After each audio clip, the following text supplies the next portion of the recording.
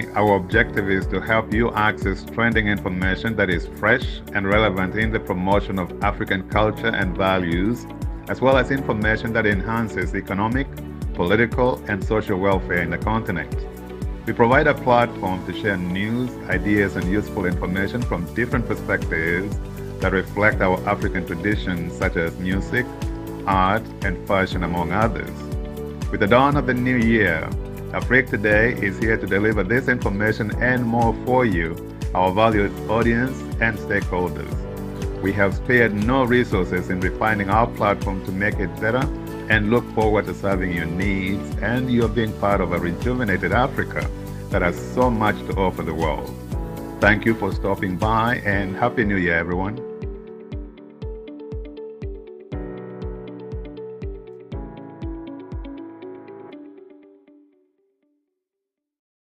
This is Vivian. She recently started a catering business, but like many other small businesses, she was struggling to get new clients. Growing a new business is never easy. She advertised her business on iWing Marketplace to increase her visibility and to attract more customers. Advertise your business like Vivian to attract potential customers no matter where you are in the world. It takes just seconds for customers to find you through the search engine or the category section. So don't wait. Advertise your business today on www.iwingmarketplace.com and increase your chances of being found by potential customers.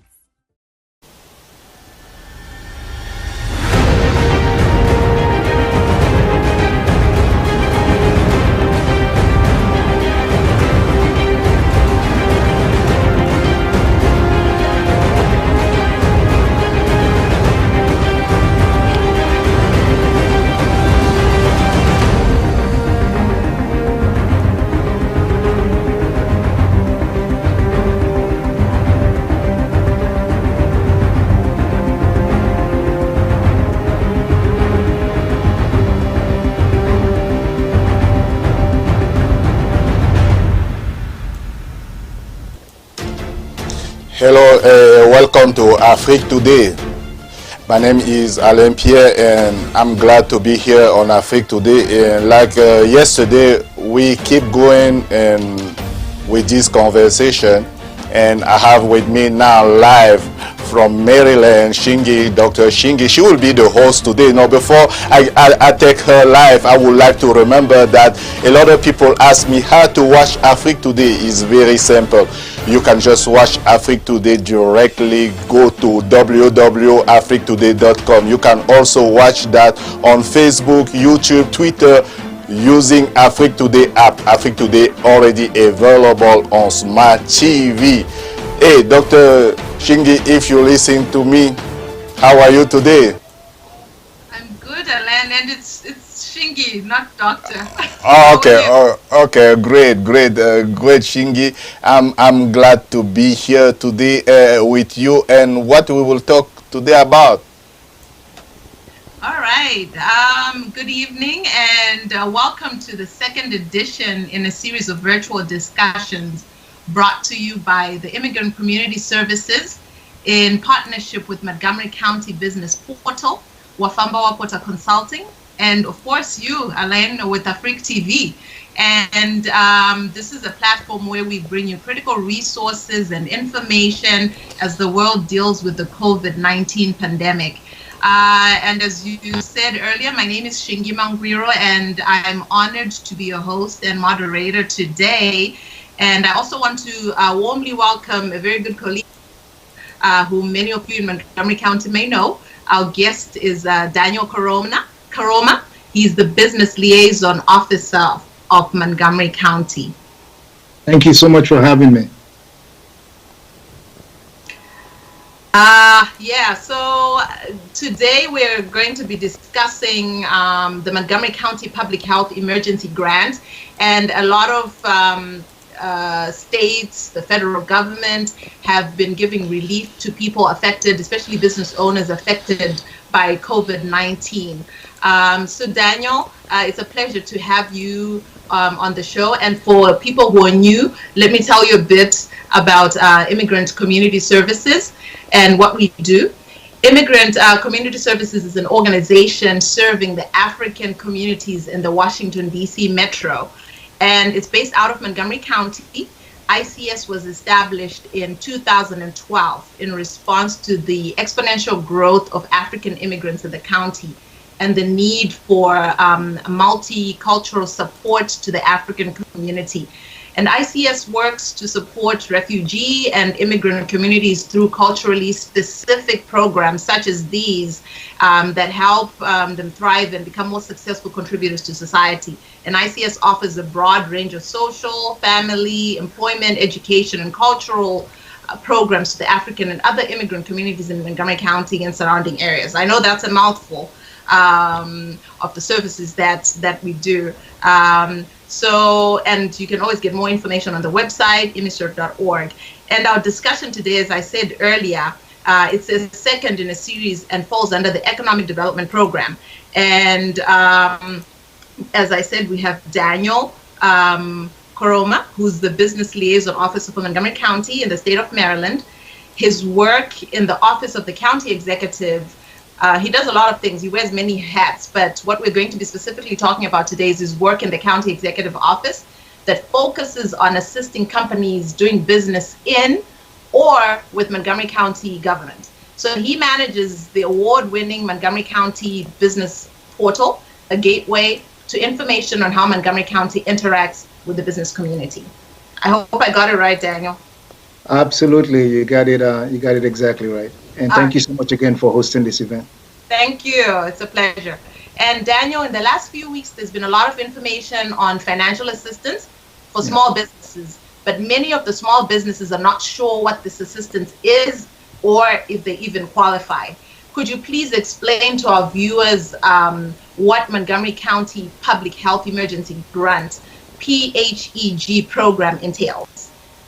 Absolutely. Well, first of all, let me thank you and thank Afriquetoday. Let me thank Immigrant Community Services for helping us reach to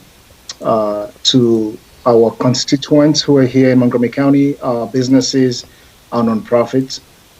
We know these are very unusual times, given all the things that are happening. And we know that it's been very challenging for many of our small minority businesses and ethnic nonprofits. So it was to this light that the county government stood up $20 million to help businesses and nonprofits that are in the county. We know that's a lot of money, but it's also not enough when we look at the scale at which businesses and nonprofits are impacted right now when it comes to the COVID-19. So just a little bit about the program, and the website was put up a few minutes ago. And I believe you guys will also share the website so that you can go there. It's a public website, and we've made it available and translate the infographics that we've developed into the top 6 languages that are spoken here in Montgomery County. So when you go, you'll be able to find information in French, in Amharic, in Chinese, in Spanish, in Vietnamese, and in Korean.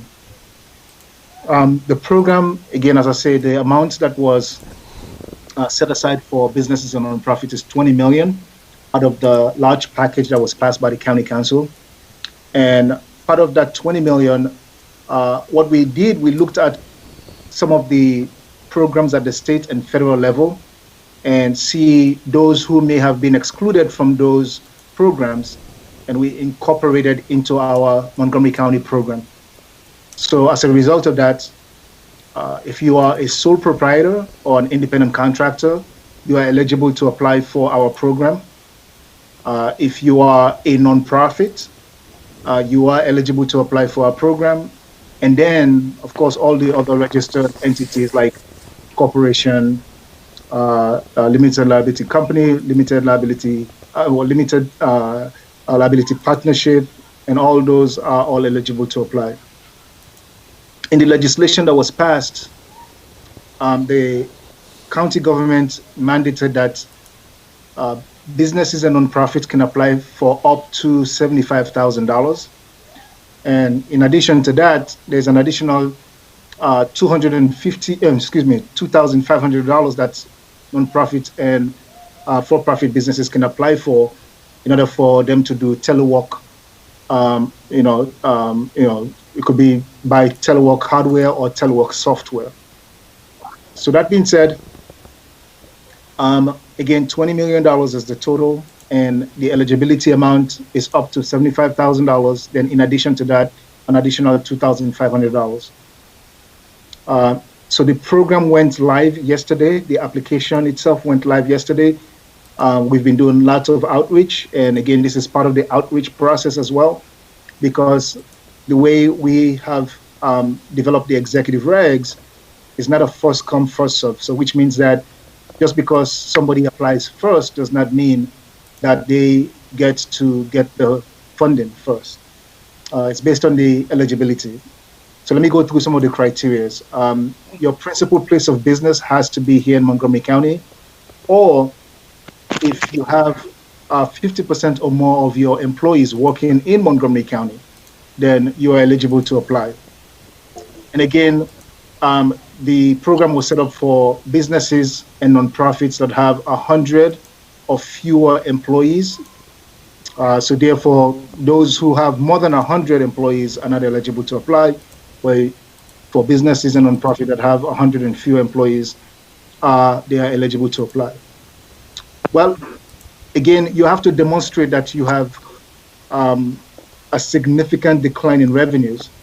And what we need for you to show is we need financials, because that's the only way we can get a historical fact about the business finances. And then we looked at the current to determine the decline in revenues.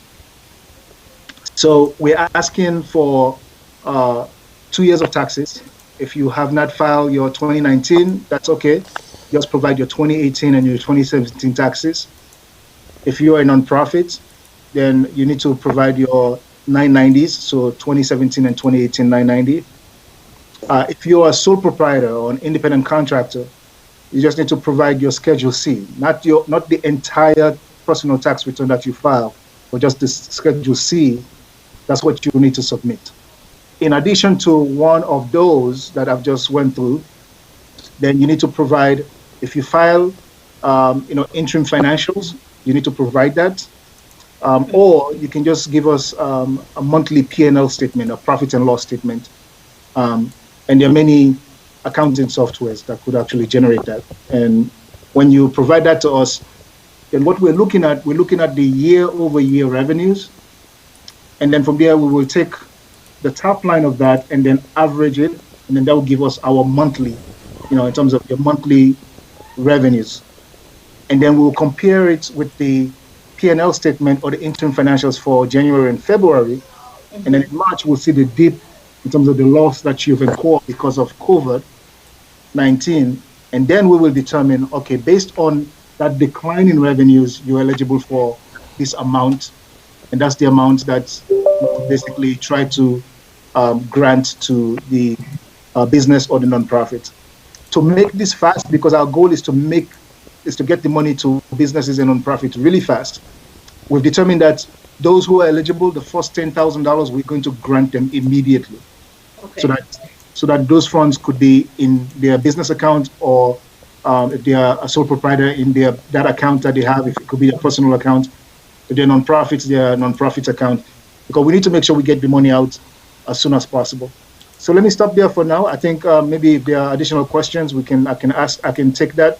And from there, if we go to the website, I can show in terms of where people need to go to apply, but also some of the, we have a sample of the application online as well for people to look at all the questions that are on the form, and they can fill out the form before they go live to the page and submit their applications. Okay. All right. So I had a bit of technical difficulty there, but since I'm back online. So my question, Daniel, you mentioned we want to talk about eligibility and making sure that the right people apply and that people are fully equipped with the right information that they need. You mentioned that you need to submit your financials for at least 2 years. how about somebody who started their business, say, in June of 2019? Is that person eligible? That's a great question. And the answer to that question is yes, you are eligible. So even though you don't have 2 years of financials, then what we'll look for is if you have, let's say, your quarterly filings, you can submit that, and then also your profit and loss statement for each month. And then also, if you have fewer than 5 employees, you can actually submit your bank statements, because that would also give us a record of your monthly revenues as well. Okay. And say, for example, you are a sole proprietor, you do nails or you do hair, and you're not really registered because you file your taxes on your 1040 tax return. Would you also be eligible to apply for this grant? The answer to the question is yes, because what happens is that sole proprietors are not required to register with the state, except if you have a DBA, then you can go and do, for example, Daniel Karoma doing business as ABC, right? So you can, so then then you need to register. But just as a sole proprietor, you're not required to register with the state. So therefore, yes, you can apply. But then what we would look for again, sole proprietors and independent contractors, what they do is that they file a Schedule C in their personal taxes. So part of the personal tax filings that they do, because they have to separate the business income from the personal income, that's where that is recorded, and that's the Schedule C we're looking for in their personal tax filings.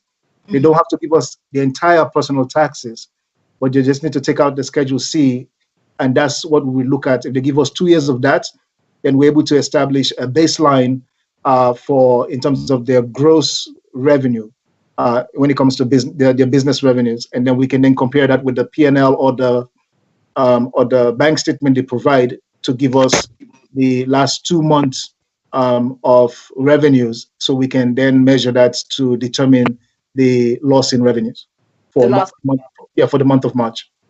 Okay. All right. Sounds good.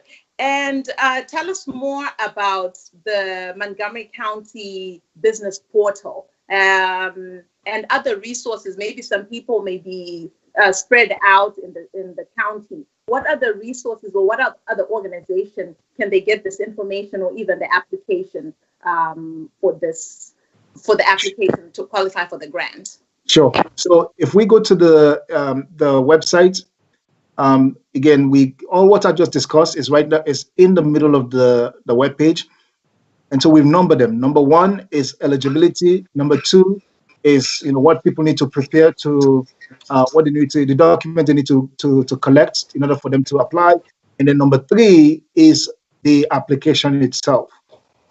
So when somebody clicks on the application, basically it asks for basic business information.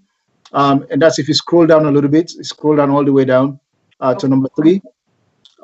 Again, once you provide that, then we're also going to ask you in terms of the intended use of the funds, in terms of if you're eligible and we're giving you the money, what is it that you're going to use the money for? Are you going to use it for to pay your rent in terms of the business rent? Are you going to pay your utilities, the business utilities? Are you going to pay, if you have a payroll, are you going to do payroll? So we'll ask for that, and you'll give us percentages in terms of how you would use the fund. Okay.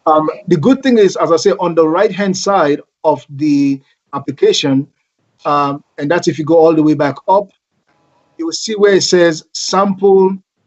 You'll see where it says English form sample, and where it says application from translation. You are able to actually click on that. That's the PDF version of the entire application.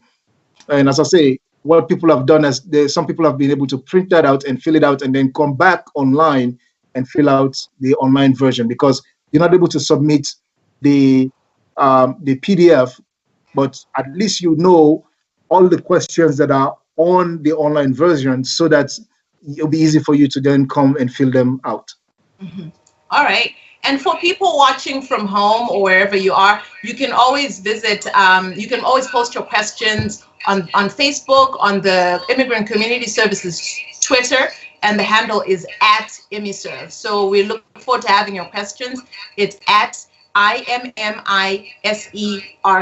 So post your questions so that Daniel can be able to address those. And Daniel, has the application opened? How long is it open for? Can you answer to that? Yes, that's a good question. So yes, the application opened yesterday, and we don't have a deadline on the application. The reason for that is that we want to make sure as many people as possible, as many businesses as possible, as many nonprofits as possible are able to apply, because as I said earlier, it's not a first come first serve. So which means that you may apply in the beginning and you are eligible. You may apply in the middle and you're eligible. You may apply at the end, you're eligible. So that's why we don't have an end date on the application. So we're encouraging everybody, but just be mindful. As I said, the total amount of funds that have been made available is $20 million.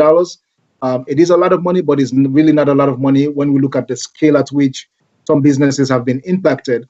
So therefore, again, if you know anyone who is an independent contractor, anyone who is a small business owner, anyone who owns a nonprofit here in Montgomery County, please encourage them to go to the website and for them to prepare and then apply.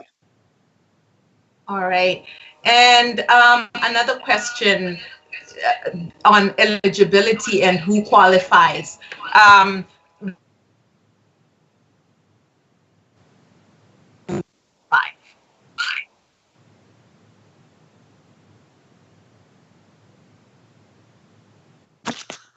So my question was, will faith-based organizations, say for example, you're a church owner, will you be able to qualify for this grant? Because we want to identify all the businesses and not leave anyone out. So they're faith-based organizations. Are those eligible to apply? And know some people have just volunteers and they don't have employees working for them. Are they eligible for this? And that's a great question, because, and I'm also happy you asked that question, because I know faith-based organizations were not able to apply for certain programs, other programs. But to answer your question, yes, faith-based organizations that are 501c3 are eligible to apply, and they need to provide exactly the same financials that we just discussed, because that's how we're going to determine the significant loss in revenues that they have faced. Okay. Sounds good. And is the money restricted in terms of the purpose that it can be used for, or you can use it for any purpose that you see fit as a business owner? That's an amazing question. So no, we don't have any restrictions on the funds. However, that's why we again are allowing businesses and nonprofits to tell us the intended use of the funds. Because what we're looking for is that, for example, if you've applied for maybe a federal program, a state program, let's say you apply for the federal program, and that the federal funds you're going to use towards payroll, then our funds can then go towards rent. Okay. Let's say you applied for the state funds and you get the state funds and you want to use the state funds towards rent, and our funds can then go towards utilities. So we don't have any restrictions in terms of how you use it, but the only thing is that you cannot use our funds for the same purpose for which maybe the state or the federal governments, if they give you any funds. Okay, so which brings me to another question. So you can apply, so this is totally separate if you're getting other types of funding, because I know a lot of local government, the county, the cities are providing relief to their residents. So can you apply for a multitude of these types of grants, or once you apply for one, you don't qualify for anything else? So the answer to your question is yes.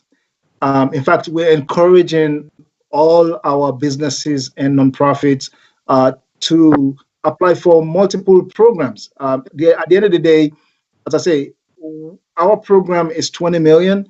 It is a lot of money, but it wouldn't, as I say, given the scale at which the disruption is right now in terms of business activities, if you can get money from anywhere that would help you stay in business or help you run your nonprofit, please go ahead and apply.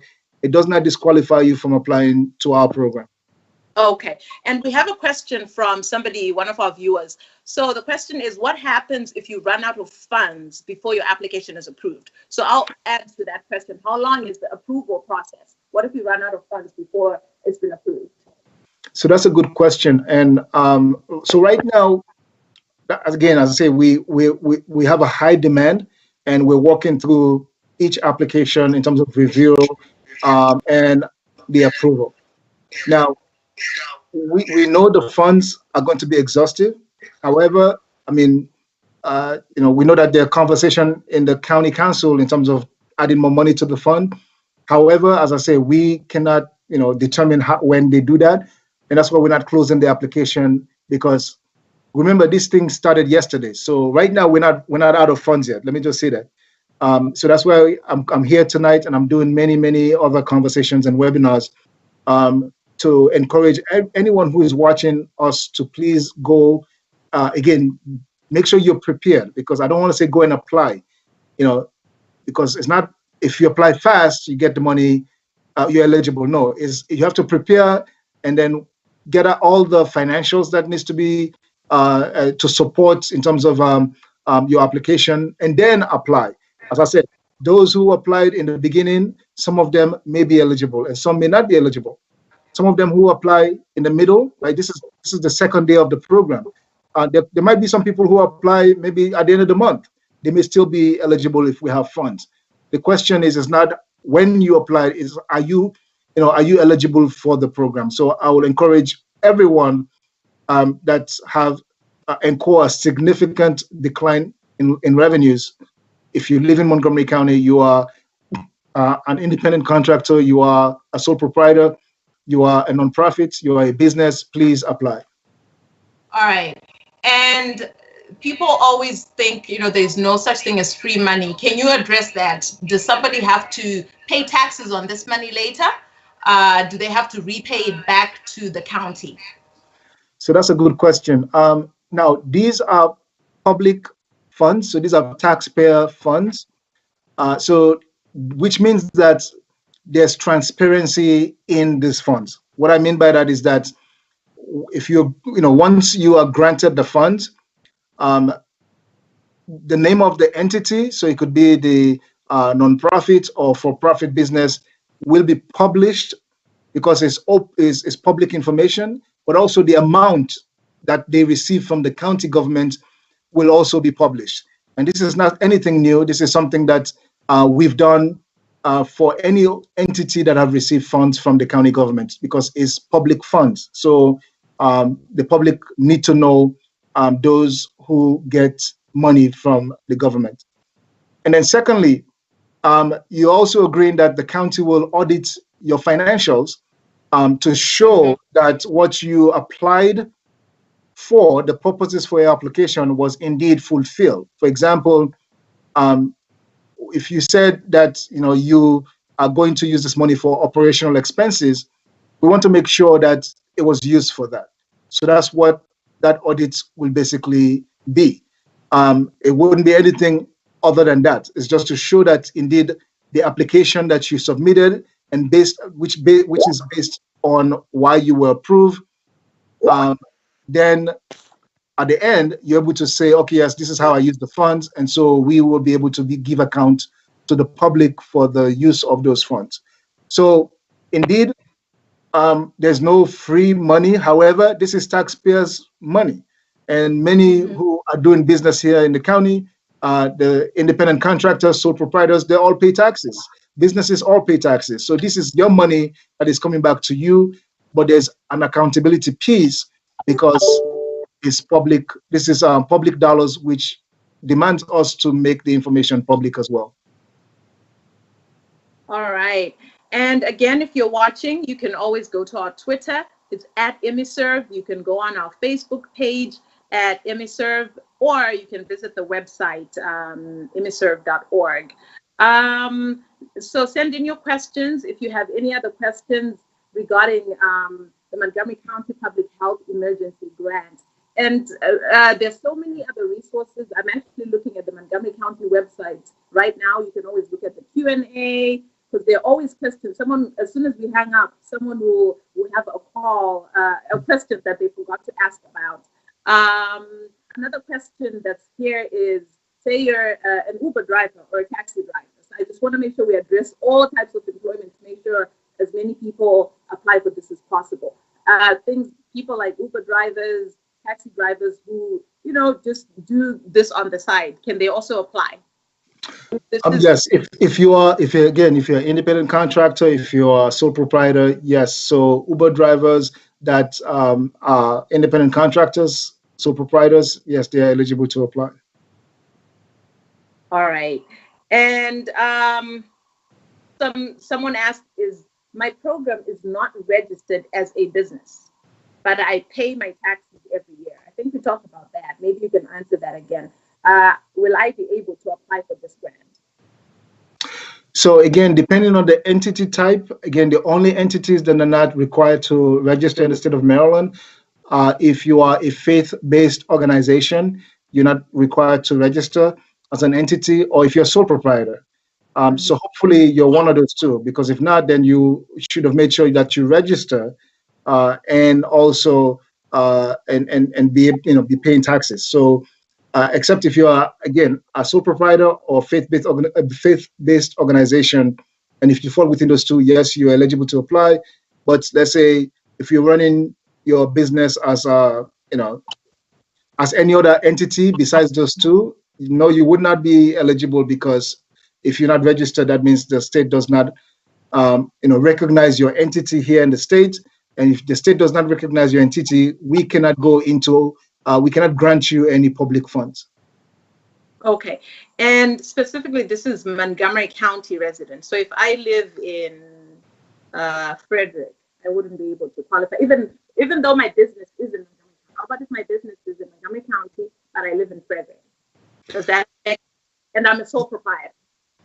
Yes. So if your principal place of business is Montgomery County, you are eligible no matter where you live. If 50% of your employees work in Montgomery County, you are eligible no matter where you live. All right. Yeah. So keep those questions coming in. We still have time on the clock. And let me see. I think there's a question coming in. Is there a hotline? That's a good question. Is there a hotline to check for your application status? All right. So if you pull up the website again, and I want to show you something on the right-hand side. If you pull up the website, is the website up? Yeah. Okay. So if you go all the way up, there you go. That's fine. We have an area where it says organizations offering assistance. If you click on that, it shows you we have all these organizations that are ready to help our nonprofits, individuals, and our businesses to fill out the application. So if you have any questions or you want clarity on something, please reach out to any of those listed organizations that would help you. The good thing about those organizations is that they also have language capacity. So in other words, if you need help in French, you can get someone to speak French and help you with your application. If you need help with with Amharic, there will be somebody there who speaks Amharic who will be able to help you.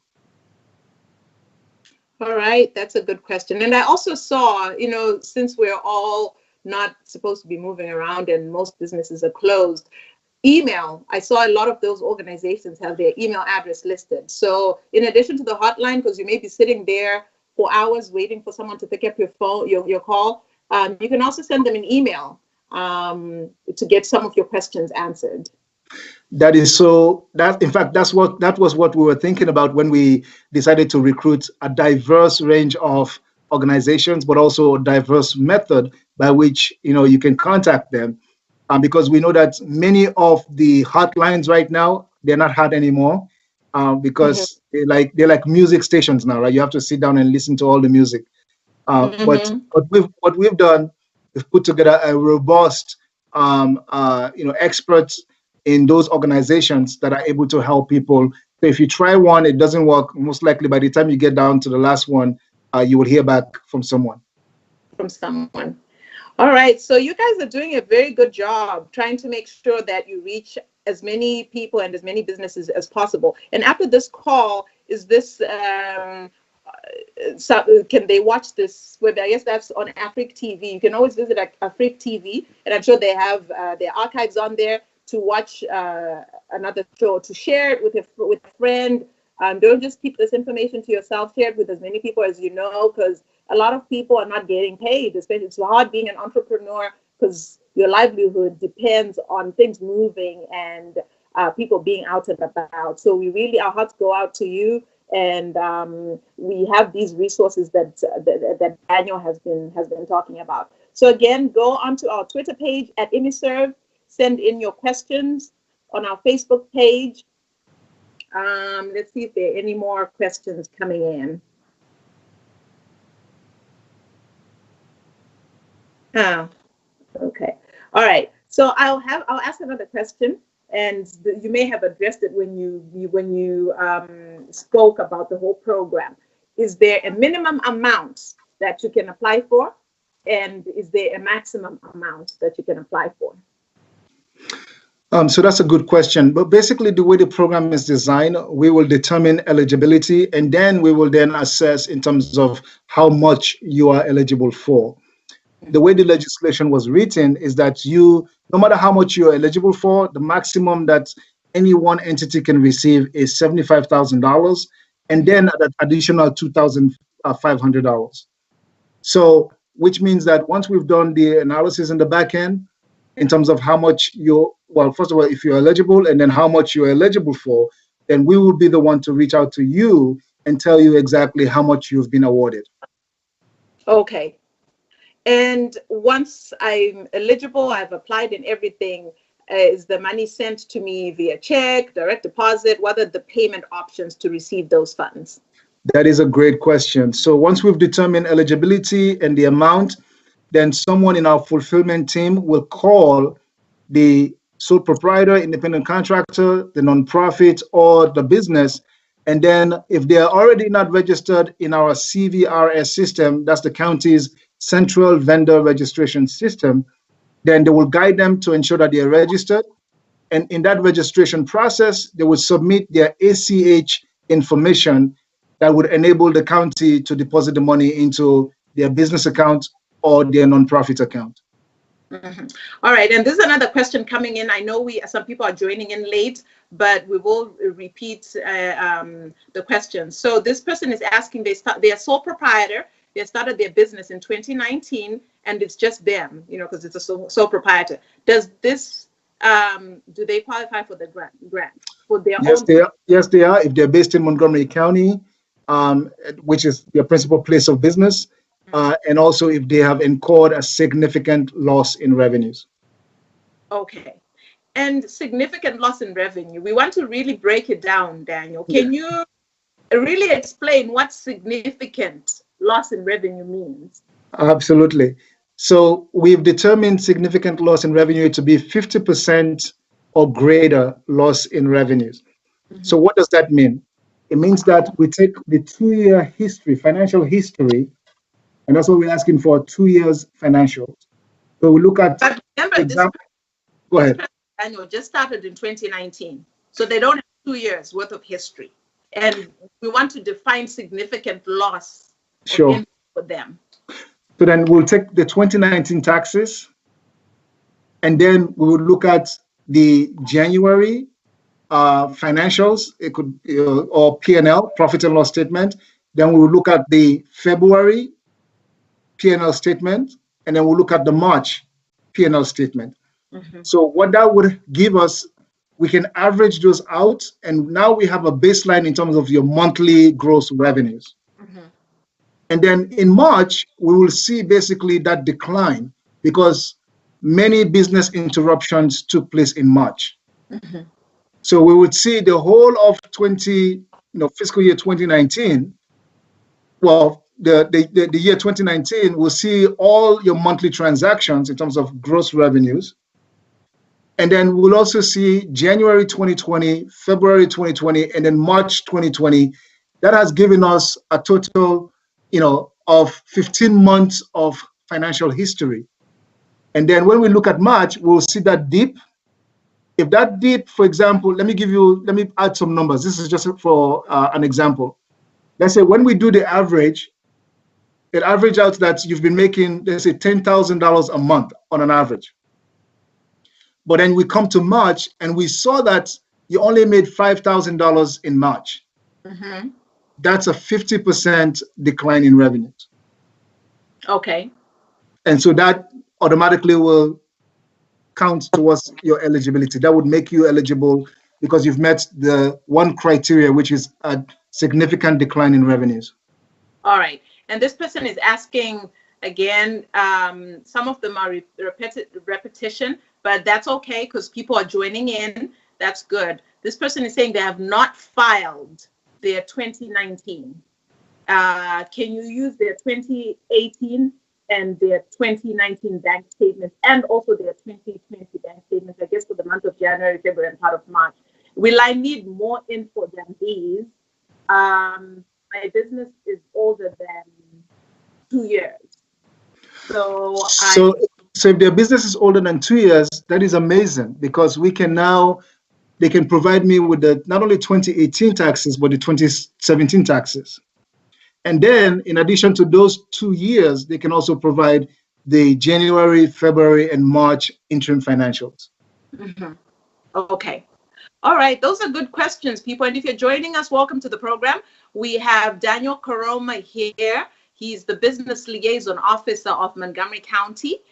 We have a lot of information that's available on the website. And Daniel, if you can repeat the Montgomery County website and the Montgomery County Business Portal website, because we have new people who are coming in and we want to make sure that they also have as much information as possible.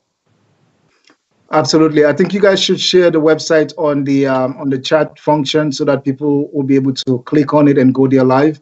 Yeah. But the Biz portal is montgomerycountymd.gov/biz. And if you bring up the website again, you should be able to see the entire URL for this for the grant program we're discussing right now. Mm-hmm. There's another question. It says, what about NGOs working in Montgomery County but working internationally? Do they qualify? That's a good question. No, your principal place of business has to be in Montgomery County. Now, if you do international work, so we basically have to look at your revenue. Mm-hmm. And so we have to look at your revenues. So if you're based here in Montgomery County, you are eligible, no matter where your work is, because we look at revenues. Yes. Okay. So it's all about, so your business, even though your business is registered in Montgomery County, but because your operations are overseas, you would not qualify. Is that correct? That we look at your revenues. So this is purely revenues. That's right. So once your principal place of business is Montgomery County, it doesn't matter where you're doing your operations. It could be in Montgomery County or outside of Montgomery County, because the determinant for the eligibility is the decline in revenues, right? Okay. So if your business, because we have international businesses also that are here, mm-hmm. not only NGOs. Yeah. Right. So if you're based in Montgomery County, and no matter where you do business, once you've seen a significant decline in revenues, you are eligible to apply. Okay. And another question, I guess everyone in every type of business is just trying to get clarification. Will family childcare providers be eligible for these small businesses' financial support? Absolutely. And the answer is yes, absolutely yes. In fact, we've received so many inquiry from childcare providers, home-based providers, home-based childcare providers. So yes, most of them are sole proprietors. So don't get worried about the legal entity registration piece.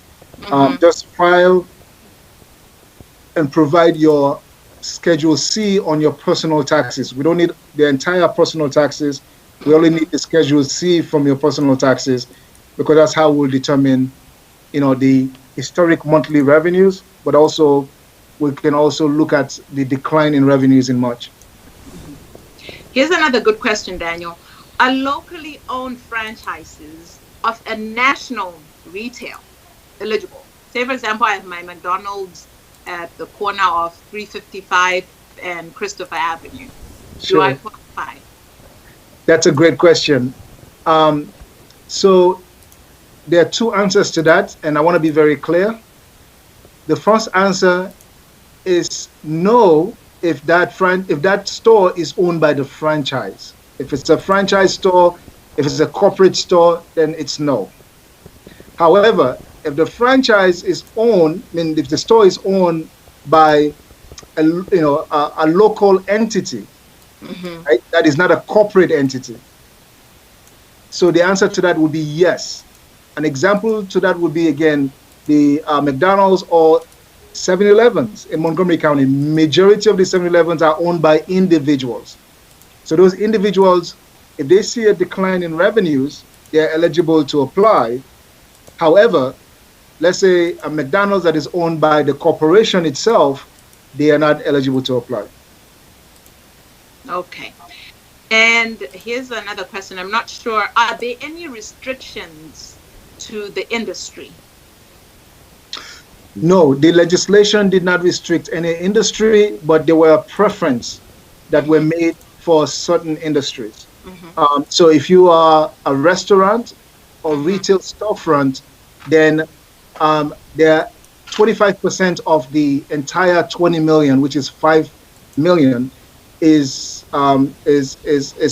set aside for restaurant and retail storefront. Okay. Here's another question. I have no social security number. Can I apply? Well, remember, this is for businesses, right? So your business has to be registered if you're not a sole proprietor or faith-based organization. And registered businesses have tax ID number, right? The EIN numbers. So if, again, we're not looking at the individuals, we're looking at the business. This program was set up to assist businesses, which includes nonprofit and for-profit businesses and independent contractors and sole proprietors. So again, except if you're a sole proprietor or except if you're a faith-based organization, your business that is registered should have an employee identification number, and that's basically what you will provide when you're providing the information about the legal entity that you're submitting to us. All right, maybe I'm going to help this viewer a bit more. So this person will be a sole proprietor, I'm assuming, but they have no social security number. So if they're sole proprietors, the idea is that would be like how they've been paying taxes, because all businesses have to pay taxes. All right, I guess that answers you. That's correct. I mean, interpret your viewer. If I didn't interpret your question, maybe you can try to type it out again, and we can, while we have Daniel on the line. We still have 15 minutes, people, so go to our Twitter and Facebook page. The handle is at Imiserve, it's at IMMERSEVE. I hope I got that right. Imiserve. You can drop in your questions there, and you can also go onto montgomerycountymd.gov website, and you can type in the Montgomery County Public Health Emergency Grant just to get more information. And the good thing for those just joining us, English may not be your first language. As Daniel has said throughout his this talk, we have different languages in Amharic, English, French, Korean, Mandarin, Spanish, Vietnamese, so that you can interpret the law based on your own understanding. So it's very good that the county is able to do that. And maybe you can just give us a brief history, because other people may not be aware how fully invested Montgomery County is to entrepreneurs. Can you give us some of those stats, Daniel, on businesses that are owned in Montgomery County, even women-owned businesses, just to show the significant impact of COVID-19? I know you like dropping those facts, so maybe you can share that with us. Absolutely. So I always say that small business is big business in Montgomery County, and the reason for that is because 95% of all our businesses in the county have fewer than 20 employees. So can you imagine that 95% of all the businesses in Montgomery County, right, have fewer than 20 employees, right? So, and of course, businesses apply, are qualifying for for a PHEG grant. The what? So 95% of the businesses would qualify for this grant.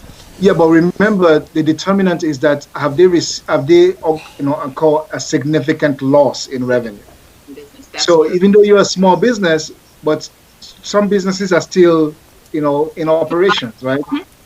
That's right. So if you have not incurred a significant loss in revenue, then you will not be eligible. But indeed, I mean, and we thank God not all the businesses in Montgomery County have incurred a significant loss in revenue. So yes, but I just want to say, I mean, small business is big business, because when you have 95% of all businesses have fewer than 20 employees, that is a big deal, right? Mm-hmm. So let me drop the numbers on women, right? So and Montgomery County is #1 in the entire state when it comes to women businesses, right? Mm-hmm. And then 47% of businesses in Montgomery County are owned by women. Mm-hmm. Now, this is another big one. Can you imagine that? 45,000 people are employed by women-owned businesses in Montgomery County. Wow. Exactly. So that's why small business is big business in Montgomery County. That's amazing. Yeah, so it's really important. And, these are your tax dollars at work, which is why it's important to pay your taxes, because when things like this happen, the county always has money to help out in situations like this. Let's see if we have any questions. Let's bring those questions in at ImiServe, Twitter handle and Facebook handle. If you have any questions for Daniel. Thank you so much, everyone. Thank you to be with us. Please, it was this very amazing show. Thank you so much, everyone. Just I want to remember everyone, the people who just joined us, that you just watching Afriquetoday, and this was a very amazing conversation, and we will do this conversation like all the time here on Afriquetoday. Please download Afriquetoday application. Also, you can be able just to watch this show on Roku TV or Amazon Fire Stick.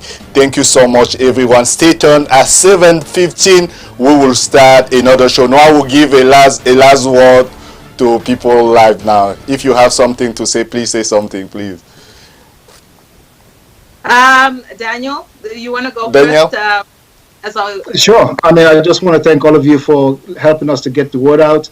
Again, for the folks watching this, I encourage you, if you are in Montgomery County, if you're a sole proprietor, if you are a nonprofit, if you are a business, please apply for this public health emergency grant. We're trying to make sure that as many nonprofits, sole proprietors, and businesses that apply, that we're able to grant them some funds. We know these are difficult times for businesses and nonprofits, but in our own little way, the county government, thanks to the county council and our county executive, they've really done a great job to make sure that they meet our residents, but also our businesses and nonprofits, somewhere where they could be able to pay some of their utilities and pay some of their bills. So thank you guys so much again for getting the word out. And please, at any time you guys need me, just let me know. I will come and give updates on this.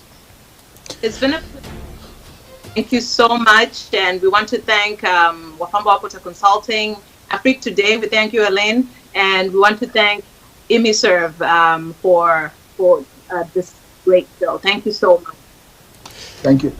Okay, thank you, everyone. Like I say, just download the Afriquetoday app, and we will take a little bit break because we have another show coming now just here on Afriquetoday. We will take a little bit break, and when we will come back after the break, we will take another show. Just take a break and see you after the break. Thank you. Stay tuned.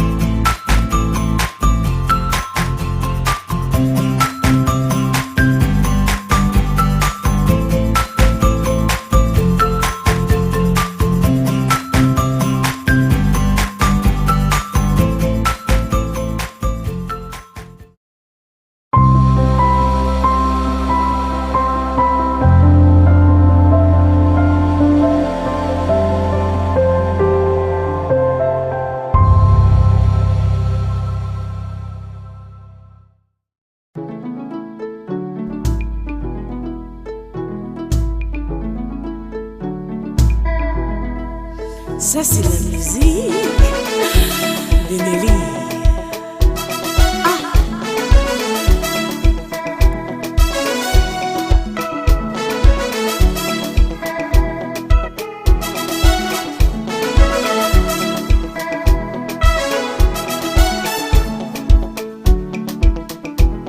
The seconds are the mirror. You don't need that much.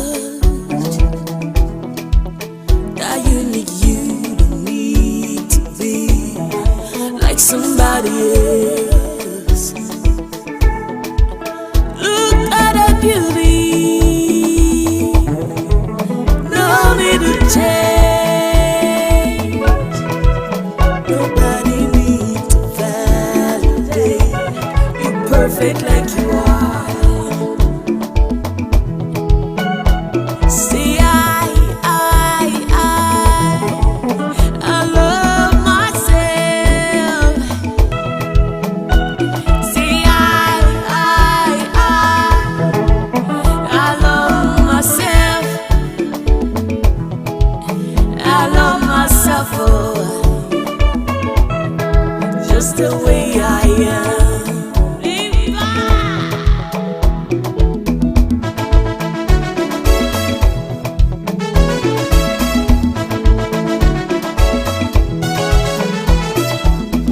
Ils vont essayer de t'apprendre ta vie.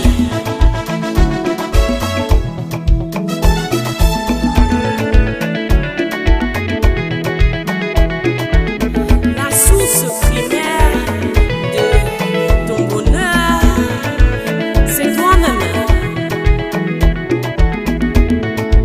Les gens vont essayer d'expliquer qui tu es. Les jaloux vont toujours parler. Ils vont parler, juger, dénigrer. Quoi qu'ils disent, il faut avancer. Dis-le, tu sais bien qui tu es. Aïe, il faut les laisser parler. Il faut les laisser parler. Laisse-les parler. Il faut les laisser parler. Nous on s'en fout, hein. Il faut les laisser parler. You like jalousie, now you go die. 'Cause I don't care, I love myself. You like jalousie, I love myself. Oh.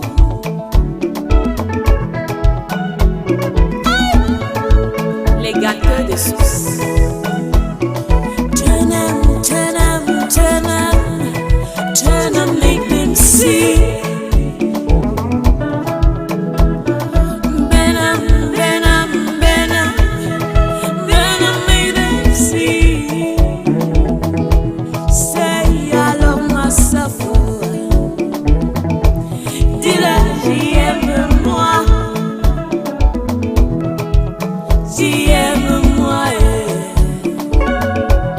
juste comme je suis. Juste comme je suis.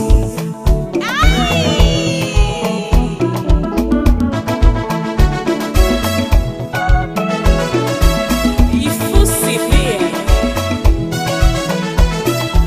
Il faut se respecter. Il faut s'accepter. Like jalousie, now you go die.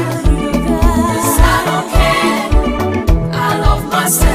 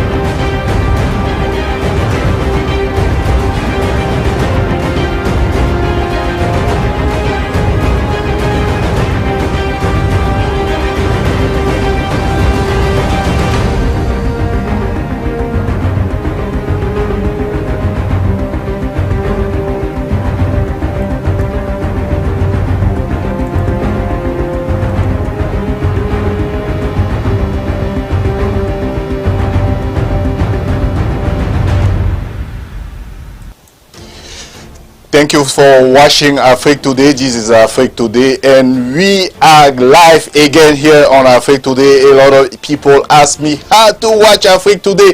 It's very simple, and we have the second show will start now, and for that I have Dr. Manka with me now. She's live now from Maryland. Hi, Dr. Manka. How are you today?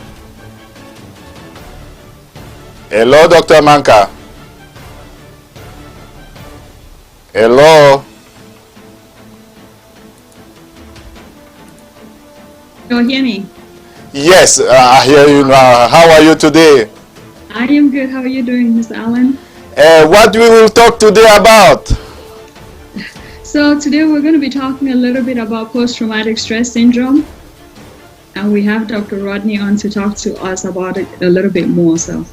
Okay, I give you an opportunity to present, doctor, and the show will start right now. Let's go. Thank you so much, Alan. Thank you, Afriquetoday, for having us to live streamed today. Good evening to you, our viewers, and good evening to everyone who's watching.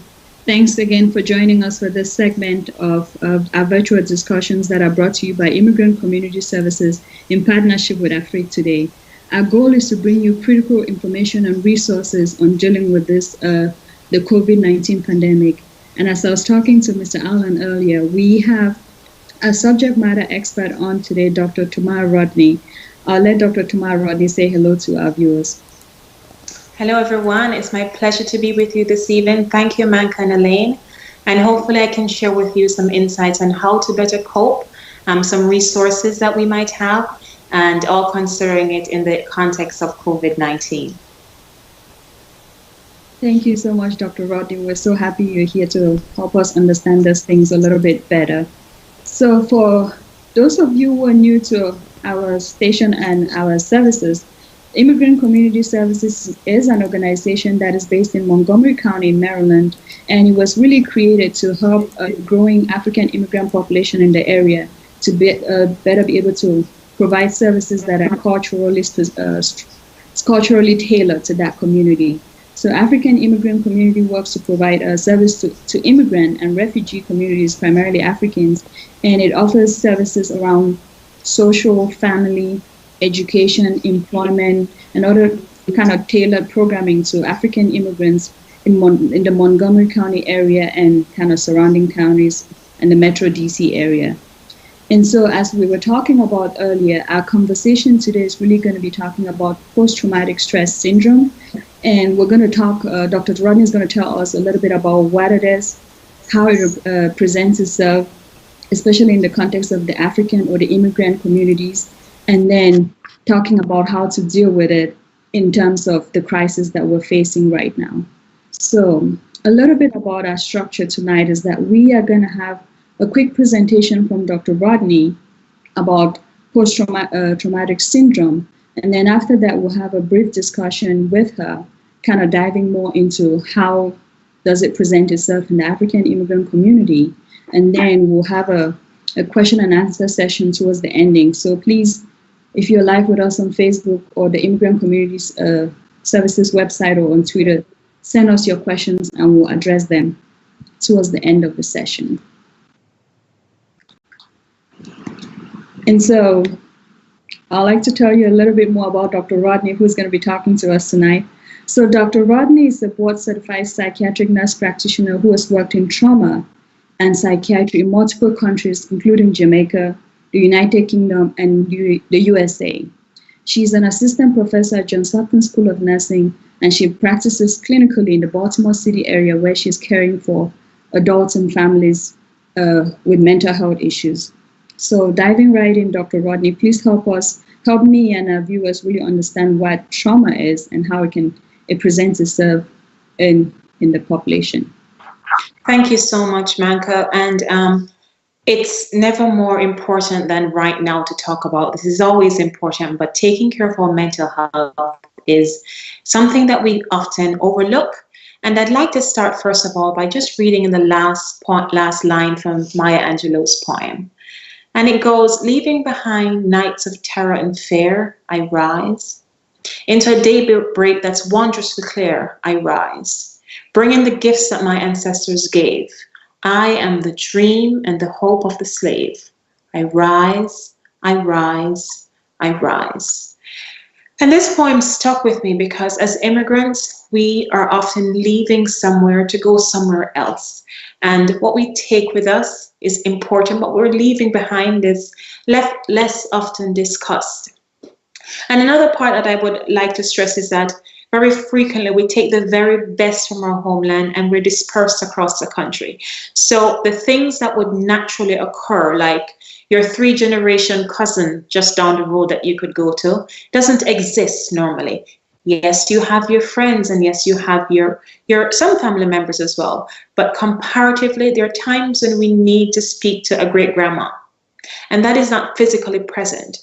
And so when we speak about mental health, I want us to hold on some of the things that are present that we have now, some of the things that we purposely chose to do as immigrants, and the things that we also left behind. And I think that is the context in which we often forget, and is not so visible unless it's spoken about.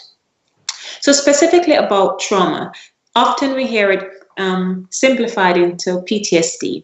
And so what that really stands for is post-traumatic stress disorder. And as the name suggests, something would have happened. You have a history of a traumatic event, and it's either an actual event or a threatened event. And what usually will result from the event is either death or serious injury. Now, importantly, this does not have to actually happen to you, but it could be someone close to you. So let's put it in the context of COVID. It could be that your mom is sick and it's so worrying to you about the effects that that will cause. That is a traumatic experience for you. Now, how it presents itself is usually what they call different clusters of symptoms, and I'll go through those, and they're namely intrusion symptoms, which can be in the form of nightmares or flashback or very intense emotional reaction to things. Like you see a hospital and that reminds you of what happened there, and so you react to it. You can also purposely avoid things. So you avoid going to a place that previously brought you joy or activities that previously brought you joy. You've taken a purposeful act to avoid going there. The next one is a change in mood. And so you've lost interest in, let's say basketball was your favorite thing to do. It no longer brings you joy. And you're very detached from others. So you pull yourself away from that community that normally gives you strength. And the last one is really your reaction to things. So you might be having difficulty sleeping, or you're very irritable or angry at things which doesn't normally make you angry or irritable. And the other two components I would like to address is that in the context of these, this usually happens about up to a month after having suffered that traumatic event. And very importantly, we are all going to feel some effects of this trauma. It is very natural that it will happen. However, for it to be classified as a disorder, it must have some significant impact on how you're able to carry out your everyday life. So is it so overwhelming that you can't go to work, that you can't take care of your children? And when you put it all together, we are all going to be on some spectrum of that area of trauma, and we don't want to undervalue any part of it. We really want to pay attention to the pieces as opposed to having a classified disorder. So some things I want us to consider is that it's said very loosely, and it's that we're all unique. Immigrants is a lovely term to bring us together because we know we belong to a community. But even within that context, we're coming from different immigrant backgrounds, and so different needs and different practices. And that's also important to remember, that being African doesn't mean that I value the same things that my other African brother would value. And so that's very important, that we're with a community, but we have unique needs as well. Our backgrounds, the reason why we are immigrants is very different. Some of it is by choice. Some of it is by searching for better opportunity. Some of it is to be with family. So it's not always a hard luck story. Sometimes it's a joyous story that we've chosen to immigrate from our country of birth. What are our specific needs? That's another thing that so someone dying might be viewed as a terrible event, but someone might view it as they're passing on. And so what that void leaves is important at an individual basis. So we won't take an absence of something to to generalize it to everyone. And the last part is, what is your support and your coping mechanisms? Again, it's different for each individual. I like to cook. And so when I feel down, making a lovely meal that I could share with someone gives me joy. And it's also a way for me to cope. Some others would prefer to be quiet or pray. And so we have to think about those on an individual level.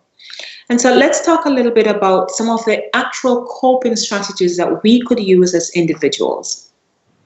First and foremost, we need to accept that the response to trauma like this is normal. And I will say that again.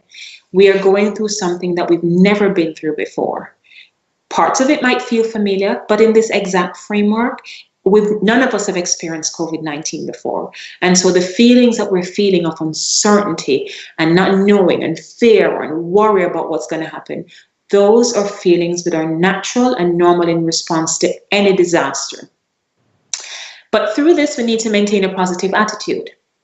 Being positive about something affects how we interact with others and how others will respond to us. And so while it looks distressing, maintaining a positive outlook, it will end. We don't know what the date is yet, but it will. But maintaining a positive attitude just to keep you going, because quite frankly, that is the healthiest thing to do. Doing simple things like coping positively. So limiting intake of things like caffeine and alcohol, where yes, in moderation, it's good, but we often can use them negatively. So we have to be very mindful of that. And doing the things that we have control over, like having a balanced meal, going to bed on time, getting some proper sleep, taking some time out for yourself. Self-care is so critically important. We are unable to take care of anyone else if we don't take care of ourselves first. And lastly, accepting that there's much of this that we cannot change, we will not change. And so just realizing our limitations in the process. We can wash our hands, we can wear masks, we can do social distancing, physical distancing, but there's much of this disease that we do not know, and there's much of this that we have to accept as that information changes. So as we go through the questions, I hope this is in a general context, but I would love to visit with you more about, so yes, this is what the textbook says, and yes, these are general things, but what can we do within that immigrant space and context and background that would be more useful for us? Thank you very much, Dr. Rodden, for that very informative presentation. Wow. Post-traumatic syndrome is a continuum, and symptoms can lie anywhere on that continuum. And I really like the fact that we have to accept that what is happening to us is not normal, but there's nothing we can do about it. We just have to, cope positively and stay away from the things that are not so good for us. Absolutely. Thank you. So I guess the first question I'm thinking about as immigrants, especially with this pandemic, is how do you think it's impacting just the general immigrant community? So that's an excellent question, and I'm happy to explore a little bit more about this. So we already know that immigrants are usually not classified as immigrants. We're usually going by color. So Black and African American are sometimes considered to be immigrants. We of course know this is not true. But from that line, I would like to say that we all know that there is a disproportionate results of African Americans being affected by COVID-19. We know that. What we don't know is, how is it affecting immigrants? And so as things progress, this is something that we want to consider. What was the true effect on our immigrants? So many of us have lived through other epidemics: SARS, H1N1, chikungunya, dengue, HIV. So we know little pieces of how to cope. But there's a negative connotation to this, because it's very frequently attributed that the origin of these diseases is to a foreign country, and I mean foreign outside of the USA. So it's not a positive connotation to begin with. So we're setting ourselves up for overall negative impact, and we haven't even had the disease yet. So just baseline, things are looking not good. The other thing I want to think about is, what is that occupation that most of us immigrants occupy? And alarmingly, over 19% of healthcare workers are immigrants. And so it is a job that puts us on the front line, either in main front line or in a supporting role. So that's another thing that puts us at higher risk for contracting the disease and higher worry to bringing it home to our families. But there is something that it holds very significant and poignant meaning, especially for COVID-19, that diagnosis of COVID-19 is now done by telepsych or telemedicine or over the telephone. So we're not seeing someone to represent ourselves. So it comes down to, how do we communicate our needs?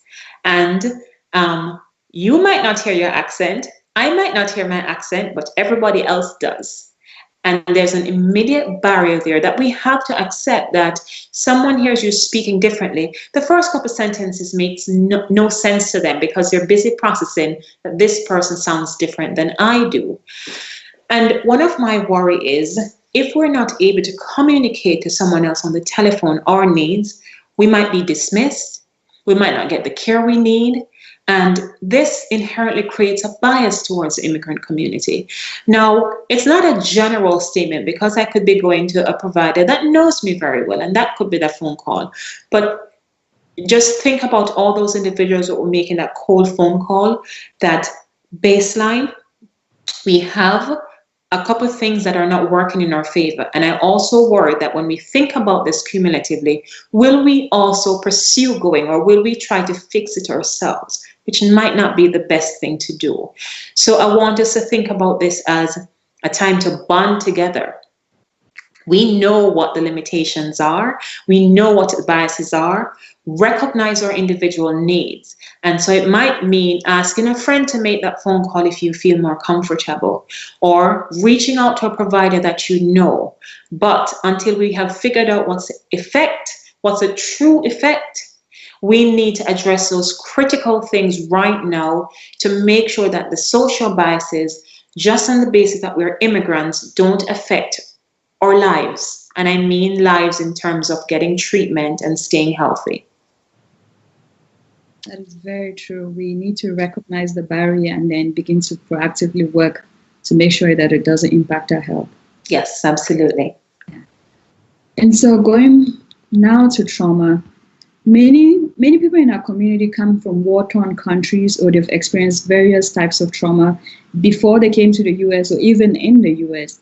So for these individuals who already have trauma experiences, how do you think the current pandemic is impacting them? And with that, could you also speak a little bit about secondary trauma? Because I think a lot of our viewers might not know what that is and might not be able to think about it in the context of this.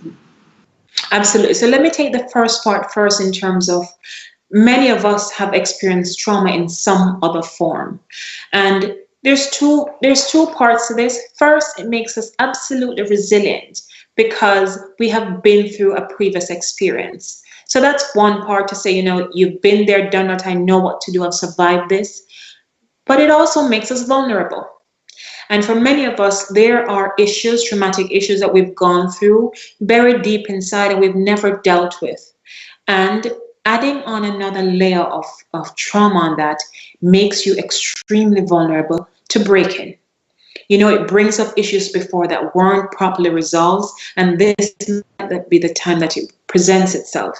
So our triggers are heightened. Whatever it is that triggers us into either anxiety or depression or having nightmares, they're once again reawakened, and you have another layer of trauma to deal with historically. There's also societal expectations and treatment. So we, as immigrants, are often the backbone. The initial one is the backbone of the family, and we are supporting other individuals overseas as well. And so we're expected to be strong. And so showing vulnerability is not always what we want to do. What I would say is that validate each other's feelings, especially the ones that you're wrong. Validate. It does not mean weakness. It means it's a cry for help. And it actually is a powerful thing to do, that we accept our weaknesses, we accept our flaws, and we know when what we're doing isn't good enough. But I want to also talk about secondary trauma, which surprisingly, this has been worldwide accepted and one of the things that reclassified what PTSD is. So when an event happens, it doesn't mean that you need to be, let's put it into context. It doesn't mean that if there's a car accident, as a bystander, you're not affected. Yes, you're not in it, but you saw it, you reacted to it, and you start to internalize some of that. And so it affects you equally the way it affects the other person who could have been in there.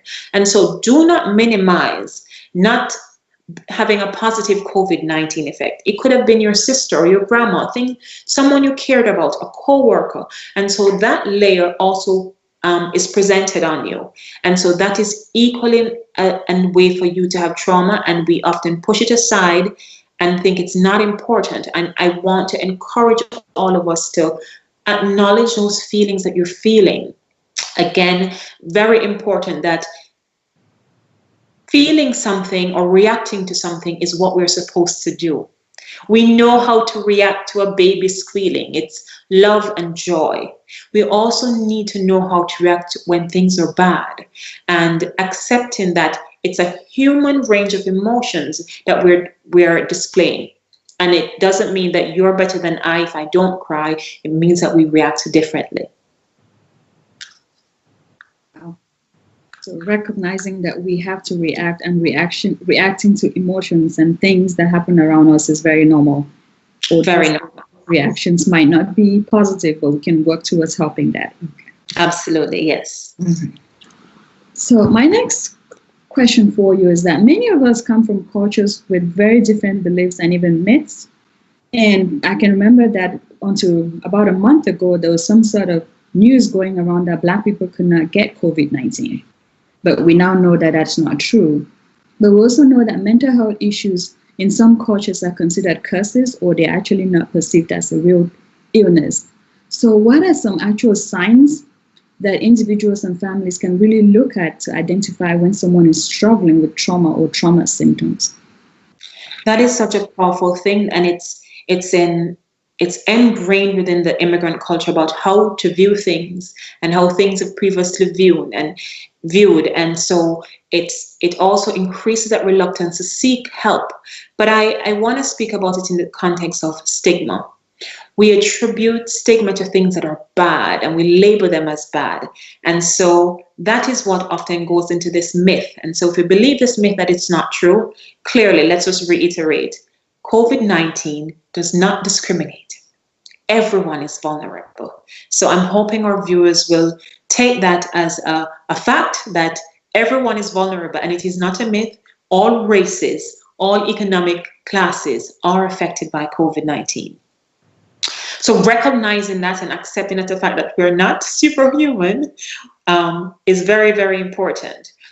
But how we're brought up also has a very important part to play with this. And so it's not too long ago that the idea of someone having a mental health disorder was a curse, or, you did something bad. There are multiple different attributes to someone given a crude name because they're experiencing mental health disorder, which further pushes individuals to not talk about it.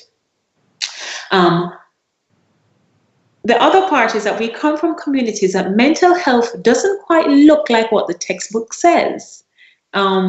So I'll to put it into real life, I'll bring up one that is in the textbook, but I guarantee you that most persons that live near the equator has never experienced it. And that is of seasonal affective disorder. And so whenever I'm teaching, I would ask, most of the classroom would know what seasonal affective disorder is. When the seasons change, individuals might feel a low mood. But if you're in a country that doesn't really experience seasons, or seasons in the reverse part of the month, it doesn't actually apply. So I was born in Jamaica, where there's no winter. So there's no winter blues to describe. Similarly, how we view things like anorexia or depression is very different. So it's not that the disorder doesn't exist. It's the symptoms that are not displayed the same way. And so we need to be very careful that although certain things don't apply, it doesn't mean that the individual is not hurting. It doesn't mean that the reactions you're doing is not to the change in the season. It's not visible and it doesn't check that textbook. So it points to a larger issue that it's very important that we seek care from individuals who understands us, who is willing to have those discussions with us, and that we're equally willing to talk about some of those myths, even if we believe it. We're not trying to change anyone's mind, but it's a discussion to be starting. One of the huge area that it's often buried or covered up is the religious expectations. Are you weak because you have a mental health disorder? Is it that you're not doing your religious duties, or it's a punishment from God? And if we look at it in context, religion can be an extremely powerful way to anchor your faith. It can give you strength, but it can also be the thing that breaks individuals to say they're not doing something good. And it's not about being right or wrong. And I really want to emphasize this. What we believe is part of our culture and is how we were brought up. It might not be the thing that your provider believes, but have that discussion. Unashamedly say what that myth is. And it's an opportunity for you to teach someone else something and for them to know something about you while you're making those decisions that you're making. And start the conversation. Because it might be that the practitioners are wrong. It might be that you are wrong. But if you're not brave enough to say, this is what I believe, this is what I've been taught, this is how I was grown, we won't get anywhere. Hiding it is the worst thing that we can do. We need to be willing to have those open conversations with our providers to be able to get care and get the help that we need. Oh, yes, absolutely. We should. Thank you. So how can we then provide comfort to our family and friends who are already experiencing like depression and anxiety or other forms of trauma now in this crisis that could be re-traumatizing them or really exacerbating their health conditions? So excellent question. And this is one of the ones that is near and dear to me because this is what we can do now. We're not waiting on a diagnosis. These are simple things I would love to discuss about. How can I help my sister or my brother? So we often shy away because we don't know, we're not going to say the right thing or we're going to upset them if we say something. Being present virtually is the most powerful thing that you can do. Being there for that sister, brother, auntie, or uncle who calls you or call to check on them. We're all going through difficulties and it's more poignant now to check in on those individuals you care about. And when they express those feelings to you that they might, you validate those feelings. If this is the way they're feeling and this is the way that they're reacting, you validate that. You might not understand where they're coming from, but as human beings, we all know what it feels like to love, to feel fear, to feel anxiety. And so while your reaction to COVID is not fear and worry, we know what that feels like and it's bad. And so we can connect to each other from that aspect. So I want us to also accept that we are doing the very best we can and remind each other that, again, this is new. We know pieces of it, but this is new. And for the most part, we're doing the best we can. We're working with the tools that we have. When we are physically separated as we are now, it shouldn't mean that we should socially disconnect. We need our families and we need our friends. Reach out to them. Have that Zoom birthday party if you need to. Write a card, call your grandma, say, I want to hear that recipe. I'm going to do it and I'll call you back and tell you how it tasted. Those are the little tiny things. But above all, when you know nothing, when you feel like you're completely out of your depth, remember to be kind. Remember to be supportive. Be understanding that we are going to react negatively. Give each other some grace. Give yourself some grace. And if you're by yourself and it's too much, reach out for help. Pick up that telephone and call somebody and said, I am not okay. I need some help. Never feel like you need to deal with this alone. And we have providers which will help when things get to be critical, but know that just being there for someone else is the most powerful thing you can do for them. Reach out if you need to and be there for your friends and family who need you. Yes. Thank you. Thank you. So we also know that certain life choices can impact our mental health. And now with the COVID-19, some families are having to make very, very difficult decisions that can be stressful. So what are some recommendations that you can offer to our viewers to help to keep it from becoming really overwhelming, these decisions that they're having to make as a family or as an individual? So this COVID-19 has given me 3 more roles on top of my regular full-time job, because never before have I been full-time mommy, full-time wife, full-time employee, and then full-time I don't know what to do with myself. So you're being split in multiple different ways, and it takes a while to recognize that. And sometimes it's only when you've gotten to the part of complete exhaustion, you're like, why am I so overwhelmed? So just stop and take a minute and think about 6 weeks ago. How different was your life? How different was it to all the expectations that you're doing now? What are some of those things you're worrying about? So there's a real worry from many about the economic outcomes. You know, will I lose my job? Will I be able to pay my rent? Will I be able to feed my children? Am I doing a good enough job as a parent? Am I actually letting the kids watch too much TV? You're learning as you go. And so there are times when the child will need to watch some TV to get some sanity. But another thing that we're doing is we're watching a lot of TV, a lot of social media. We're consuming the news in a volume that we've never done before, and it is brutal. And so it also increases our anxiety. I would suggest, and I don't like giving advice all the time unless I'm asked, but limit that amount you're consuming, because that can be one of the sources of you being overwhelmed. We hear little extra pieces every day and we're like, okay, I need to be connected all the time. You need to be connected to know what to do. You don't need to be connected for the news to run your life. We are needing, and I say this very often, to give ourselves a lot of grace. We usually wake up at 6:30 in the morning. You know, you can sleep in until 7 if you feel completely burnt out. It's okay. I'm giving you permission to say it is okay, to give yourself lots of grace. Try to divide, try to come up with a little plan that you need to. Maybe you need to say, okay, I'm going to zone in for work if you have that opportunity to work from home for 4 hours nonstop. But I'm also going to take 2 hours to spend some time with my family, so I don't feel like I'm being dragged in 2 different parts. And if it works that week, great. And if it doesn't, next week we'll do better. This is not about being perfectionist.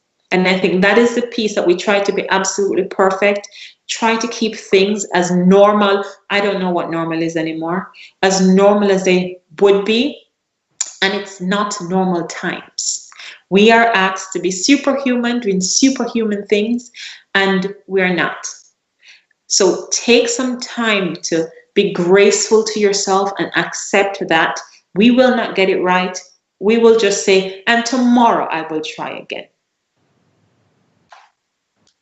I think we're beginning to see a theme. On Tuesday, Dr. Dalton said the same thing. He said we need to give ourselves compassion, give ourselves permission to be able to not get everything right today. So I think we're seeing that theme, that this is a time when we really have to be graceful with ourselves and give ourselves, you know, the second try, the third try on different things. So forgive ourselves too. Forgive us, because we are our harshest critics. So you know what? I spoiled dinner and I forgot to do dinner. All right, so tomorrow I'm going to make up and I'm going to do cookies tomorrow. So forgive yourself, and we will all just think, okay, and we got through. It will be a beautiful story to tell your grandchildren when this is all over. Thank you. Yes. We need to be definitely forgive ourselves. So I guess my next question, as immigrants, we have family members, you know, in Jamaica for you, in Cameroon for me, and our viewers in various parts of the country, in the US and even the world. But how do we really cope with knowing that we don't know when flights are going to be going to those places anytime soon? And it's almost like we don't know when we're going to see our friends and and family members again? How do we really cope with that? So that's a brilliant question, and I always tell my my dad, like, don't even put a date in when I'll see you again. I'll see you when I see you, and it almost becomes comical because Jamaica doesn't want us to come there, and US doesn't want anyone to come in. So it has gone into it's out of our hands. But a little version of this would have happened the very first time we went away, and so we're reliving that right now. To say I'm moving to a different country, I don't know when I'm going to see you, but I'll see you soon. No, that was by choice. Now we're being asked to do that. But to be honest with you, Manka, it's one of the things that we physically need to do to protect ourselves. So distance makes the heart grow fonder, but it's also a life choice to protect those who are vulnerable, those who we care about, protecting ourselves from getting something that we're not sure about. And so we use everything that is virtual to us to stay connected. Yes, I can't come home to enjoy my home cooked meal anymore, not now anyway, but I am planning for that big return. And I'm going to live virtually about all the things I'm going to do. I do video calls when I need to. Have them video call. I call my dad for his birthday. First time he used a video call, but it was amazing because he thought it was great. And so it helped us to lessen that impact of not being physically able to go. And it's also good to share what's different in how that country is practicing and we're practicing here. Use it as a leverage, as you know, we're fighting the same disease, but we're fighting it so differently. I wonder why that is. So use this as a point of discussion to celebrate what's different in between, and honestly, laugh at how ridiculous this is, that I could have gone last month and I didn't, but the next time I'm going, I'm definitely coming to see you, because the times are changing and it requires us to do so, not just because flight restriction, but it actually comes down to a health issue that we need to give it each other time to figure out this disease, to know when it is safe to travel again. Okay. Very interesting, thinking about the first time you left your friends and family members and thinking back to how that is. But I really like the suggestion of laughing. Mm-hmm. I hear that the laughter is medicine, so. It absolutely is. Free medicine. So, all right. So we're going to now turn our attention to our viewers' questions. And the very first question that came in is saying, what are some practices that we can use or we should be using for self-care? Lovely question for self-care. So we know the guidelines are to wash your hands and to cover a face. Those are practical things that we not only need to practice for ourselves, but ensuring that when we ask individuals in the home to do it, it's also caring for yourself. So caring for yourself should include at this point what we do for others to take care of them, because everything my partner does affects me, and everything I do affects them. So I want to expand this idea of self-care. It's not just taking that fabulous long extended walk. That is a part of it, but immediately looking after our health. If we're sick, we won't be able to enjoy that lovely dinner that makes us happy. That is true. But on a practical note, take those little walks if you can. You know, take a little extra time out of your day. Exercise. Even if you don't know what the moves are, try it for 10 minutes. Yoga, meditate, read, you know, do some of those things that you wanted to give a try, that you're prioritizing yourself at this time. We are at home. We are running out of ideas of what to do, but it might be the only time that we get to spend with our children extendedly. And that makes us feel good about ourselves. Being able to do something that we previously weren't able to do gives you time to bond with your children, and you'll be surprised to see the joy that they get from you being there is something that ultimately comes to taking care of your needs and caring for yourself. So I just want to reiterate that self-care, we usually look at it in a very limited context about, I am going to have something that makes me happy. But actually, it's also doing for others and interacting with others to satisfy some of those things that make you happy and make others happy. Good. Self-care is not just about you, but it's about what you're doing with your friends and family and community. It is. It should be. Okay, that's quite a few questions, so let me see. All right, I think we'll take this one. How can I help someone who's in denial? One of the questions from our viewers. And denial, it still exists today. I literally heard someone on the TV said, I don't believe that thing. I don't believe that thing called COVID. And at first, you know, the instant reaction is to, but how couldn't you? Can't you see? You want to ask that person, why not? Mm-hmm. And I will say that honestly, because until last night, I never thought of how individuals might have been previously duped by the individuals they live around, treated badly, you know, denied care, historically being lied to. And those are some realities that affect individuals and how they view this thing. And they might be in denial, not because they don't necessarily believe, they might not believe the source it's coming from. So first, ask, why don't you believe? What is the aspect, as opposed to blocking them to push our views on them? And then, if there is credible evidence, to leave on the table to say, but have you thought of this? And have you thought of this? Have you seen where this is? That's an opening, and it might not change your mind, but it gets them to start thinking. And if it's coming from an individual who they trust and they have a lot of respect for, it will change the way they view things. And so our role is not necessarily to change a historical aspect, but to be that person that could be the trusted one to change how an individual reacts to information, which I can't believe this one came in, and I really thank the viewer for asking that question, because my initial reaction before tonight would be like, well, present some evidence, that's how we live. But it's really, really important to step back away from that. Before you start pushing your ideas, ask, what is it that is fueling this denial? Very good point. Take a step back and find out why. Yes, absolutely. We really should.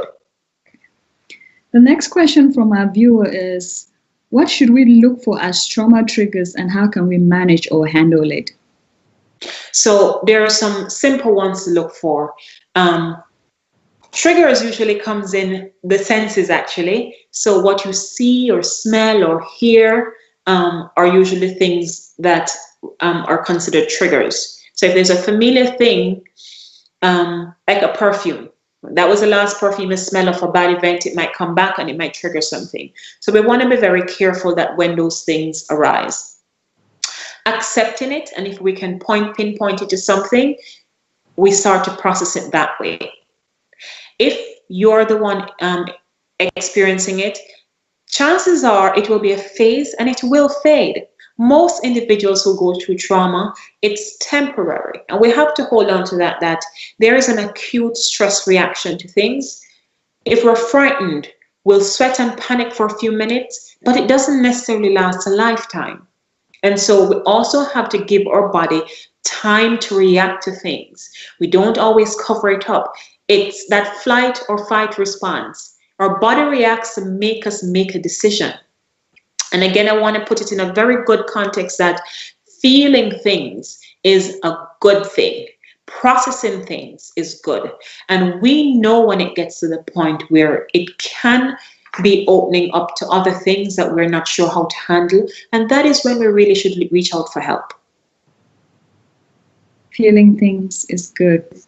It is. It is absolutely a good thing. Okay. And our next question. Oh, I like this one. So how can we use our African culture, dance, drumming, and act to help us deal with stress? Oh, I love this question, because we absolutely should use all of it. Our culture has bring so much joy to everyone around the world. Why shouldn't we use it for ourselves, especially music and dance? And so blast it as high as you need to. And again, if you're by yourself, phone a friend and say, okay, we're going to have a party together. But realize the richness of our culture, that if we don't share it, nobody will know. And so here is a time to use it for ourselves. And can I just extend that to figure out you can cook your traditional dishes and put on your traditional dress. You know, celebrate the very best things about your culture in a time when you need it the most. You know, when you have something good and you're saving it for that special event. No. This is the time to draw on that and play your music and dance and invoke that natural rhythm of happiness that comes from that music. Because so many other persons around the world have benefited. This is the time we will cash in on our own valuable things for ourselves, our enjoyment and happiness. Nice. Enjoy our culture. Good. Yes, absolutely. So I might be putting on some music tonight. Okay. So the other question I see is, can there be collective trauma, group trauma, and how can people deal with this? Oh, you know, so some of my research is with veterans, and this is one of the examples of where that is very evident. But I would also like to put this in the context of immigrants. It's a group. And so there are things that we experience uniquely that even if you're not in the same place, that happens to you. You will react to it as an immigrant. And so group trauma is where an individual might hear of, see of, or experience the same events and have very similar reaction because there's one core element that is applicable to all. How do we deal with it? You use that same group as your strength. And so you discuss it amongst yourself about how did you feel and how did I feel and why did we react differently. And so there might be times when you need to reprocess it, and there's no one you can reprocess it apart from those who understand the way it feels. I will say there's some things that are lost in translation. And so there's no other way but to say it in my own language to you. And so if I can explain that to somebody else who got it and who experienced it the same way, that's a very powerful thing. Oh my goodness, you understand. And you would be surprised at how much just that acknowledgement lessens that traumatic experience, because, oh my goodness, I am not losing my mind. It is very real and you felt it too, because I can explain to you on a very granular level, what is that thing that we experience as a group and how can we get past this? So use your group experience. Yes, we experience it. Use it as a source of strength for each other. Use our group experience to us together be better. Yes, we should. Mm-hmm. So I think one of the things you were talking about, or we've been talking about, is our culture. And the part of our culture is that we're used to going to having celebrations and doing a lot of social gatherings. That's like the fabric of our culture. But right now, we cannot have any of those things. So what are some things that we can do to kind of help us with these feelings of disconnection or being isolated from our friends and family members? So, you know, I actually see this as a part of grieving. The loss, so we often think of grieving as someone dying, but not really. Grieving is really the loss of something or a way of doing things. And so give yourself enough time to say, is this really happening? Can I really not go to my party or my church event or that birthday celebration? Is it? And there's that denial. Like, I think I'm going. It's still going to happen. So why do you find yourself going through the process of grief? It goes through denial, and then you finally will get to acceptance. And so throughout all of that, what it reminds you, it strengthens the need for these things. It puts another importance of it that we would normally do as, it's okay to go and I might not go, and you know, I love going, but it reconfirms the value of it. And so what we do is recreate that value. It's not necessarily about the actual space. It's what we do. It's the things we look forward to.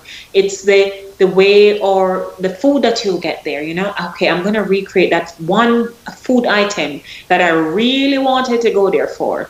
and recreate the value of those things. Again, I can't emphasize enough, because we're physically separated, this is the time to do those virtual parties and turn up that music loud and recreate. So you fry the fish and I will fry the chicken, and we're going to come together and celebrate those things that we wanted to do.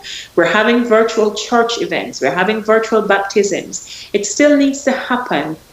But the piece that I think will change us forever is that we will now recognize the value of spending time with each other, whether it's distant or in person. And we shouldn't let not being able to do it in the traditional sense prevent us from enjoying the value of that. Wow, that ties right back to what Dr. Dalton was saying on Tuesday. He said we really have to be creative in these times.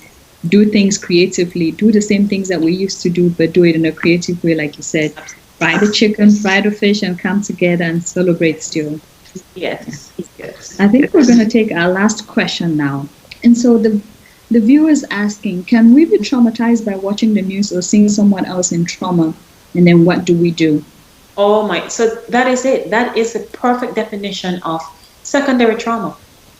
You are going through an example of being exposed to a traumatic event every single night, multiple nights, and hearing things that you've never heard before, seeing pictures that you weren't prepared for, nor can you immediately process in that 2-second clip that comes on the TV. And so I would really encourage you to limit that intake, because most of it, unfortunately, is bad news. Most of it is sensationalized to put in the wow factor with the music behind it and breaking news behind it and the recurring. We want to stay connected, but we need to be very careful and monitor what is going in. How do we deal with it? Exactly that. Limit yourselves. And when this is over, process the way we do things, because from that example alone, you have been exposed to trauma and could have those traumatic experiences. It's no different from watching a scary movie and having nightmares, because you weren't prepared for what was happening. And what you're doing is watching a scary movie over and over again every day, and it just keeps getting worse. So we need to limit our scary movie intake. Limit our scary movie intake. Okay. Yes. Thank you so much, Dr. Rodney, for all the valuable information and the skills and strategies that you're giving us. So I do understand that you have some resources to share with us. So I will give you this time to, any final words that you have for our viewers. You can say them. Absolutely. So it's been an absolute pleasure to be here and to talk about things which are important. And it brings up things for me which I need to reevaluate about how important our immigrant network is. The one thing I will say as parting words is we will get through this together. And I will reemphasize that together piece. And while we're figuring it out, lean on each other and be gentle to yourself. Lean on your local counseling centers, religious and spiritual groups, any support groups that you might have, family and friends. Those are the most accessible. But there are also places online that you can go to. And so one of the very helpful one is the Anxiety and Depression Association of America, and it's adaa.org.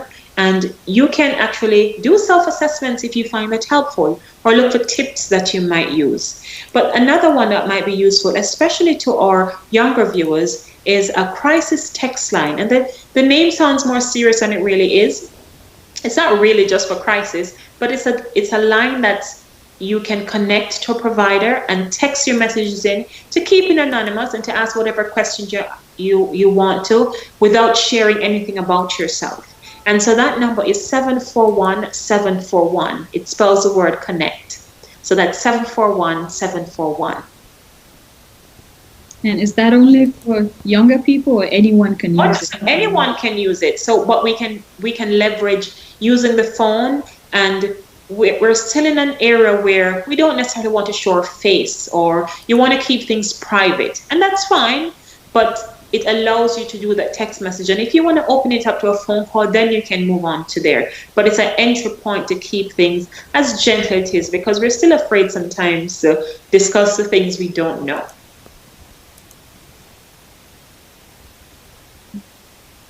So thank you so much, Dr. Rodney. Thank you. This has been very invaluable resources. And again, we're going to post these resources on our website.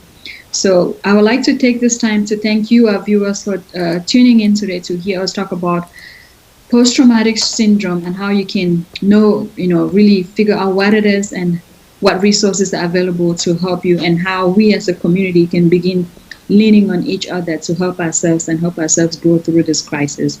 So I'd like to thank Dr. Rodney again for coming on. I'd like to thank Afriquetoday for hosting us, and Immigrant Community Services for putting this on. So as we close tonight, I'll say thank you to our viewers. Be safe, and I'll pass you now back on to Alan in the studios. Thank you so much. Thank you, everyone. It was very, very great. Good job, Dr. Banka. Thank you so much, Dr. Tamara. It was very great show today, and I hope a lot of people enjoy. And I think next week we will do better. Maybe we have some technical issues today. Next week we will try to do a nice job again. Thank you, all of you, and thank you so much, everyone. Of course, if you want to watch Afriquetoday, it's very easy. Just go to www.afriquetoday.com. Go also to, you can watch Afriquetoday at the same time on 4 platforms: Facebook, YouTube, Twitter, and our website www.afriquetoday.com. Download Afriquetoday app. Afriquetoday is already available on on iPhone, Android telephone. And if you have a smart TV, you can just download Roku TV or Amazon Fire Stick, and you will be able to watch Afriquetoday.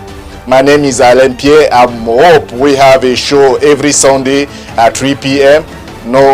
This special show, Coronavirus, will continue next Tuesday. Thank you so much, everyone, and see you. Bye.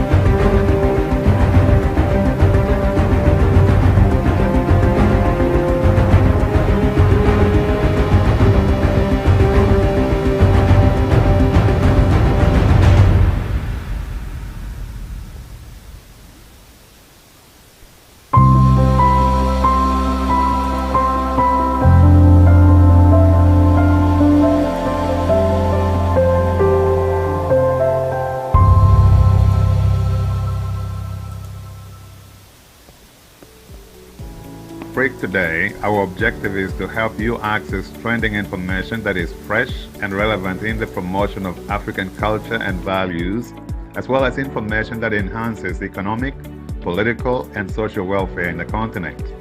We provide a platform to share news, ideas, and useful information from different perspectives that reflect our African traditions, such as music, art, and fashion, among others.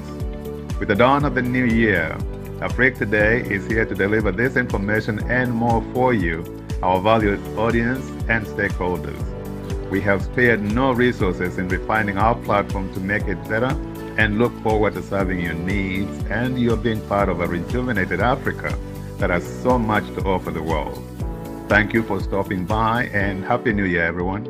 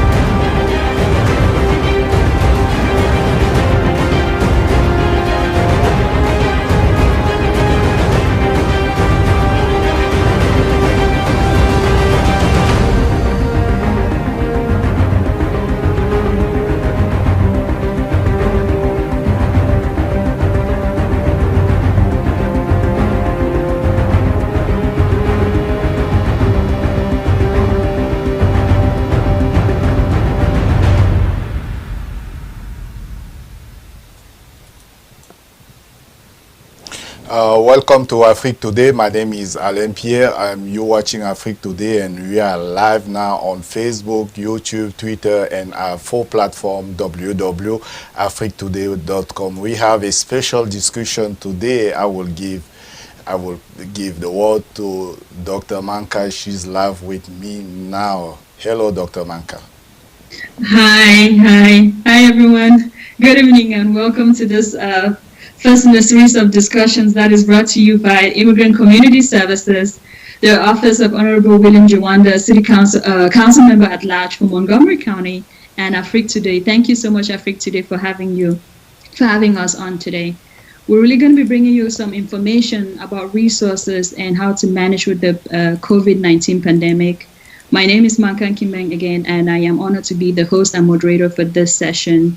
I want to warmly welcome you, our viewers, and welcome you, Council Member Jawando, and our subject matter expert, Dr. Doughton, today to this session. And so, nice to be here. Yeah, thank you so much. No problem. We're glad to have you all on board and on today. So maybe we can begin with you all maybe just giving opening remarks to our viewers today. So maybe we can start with you, Council Member Jawando, to say something to our viewers. Yeah. Sure.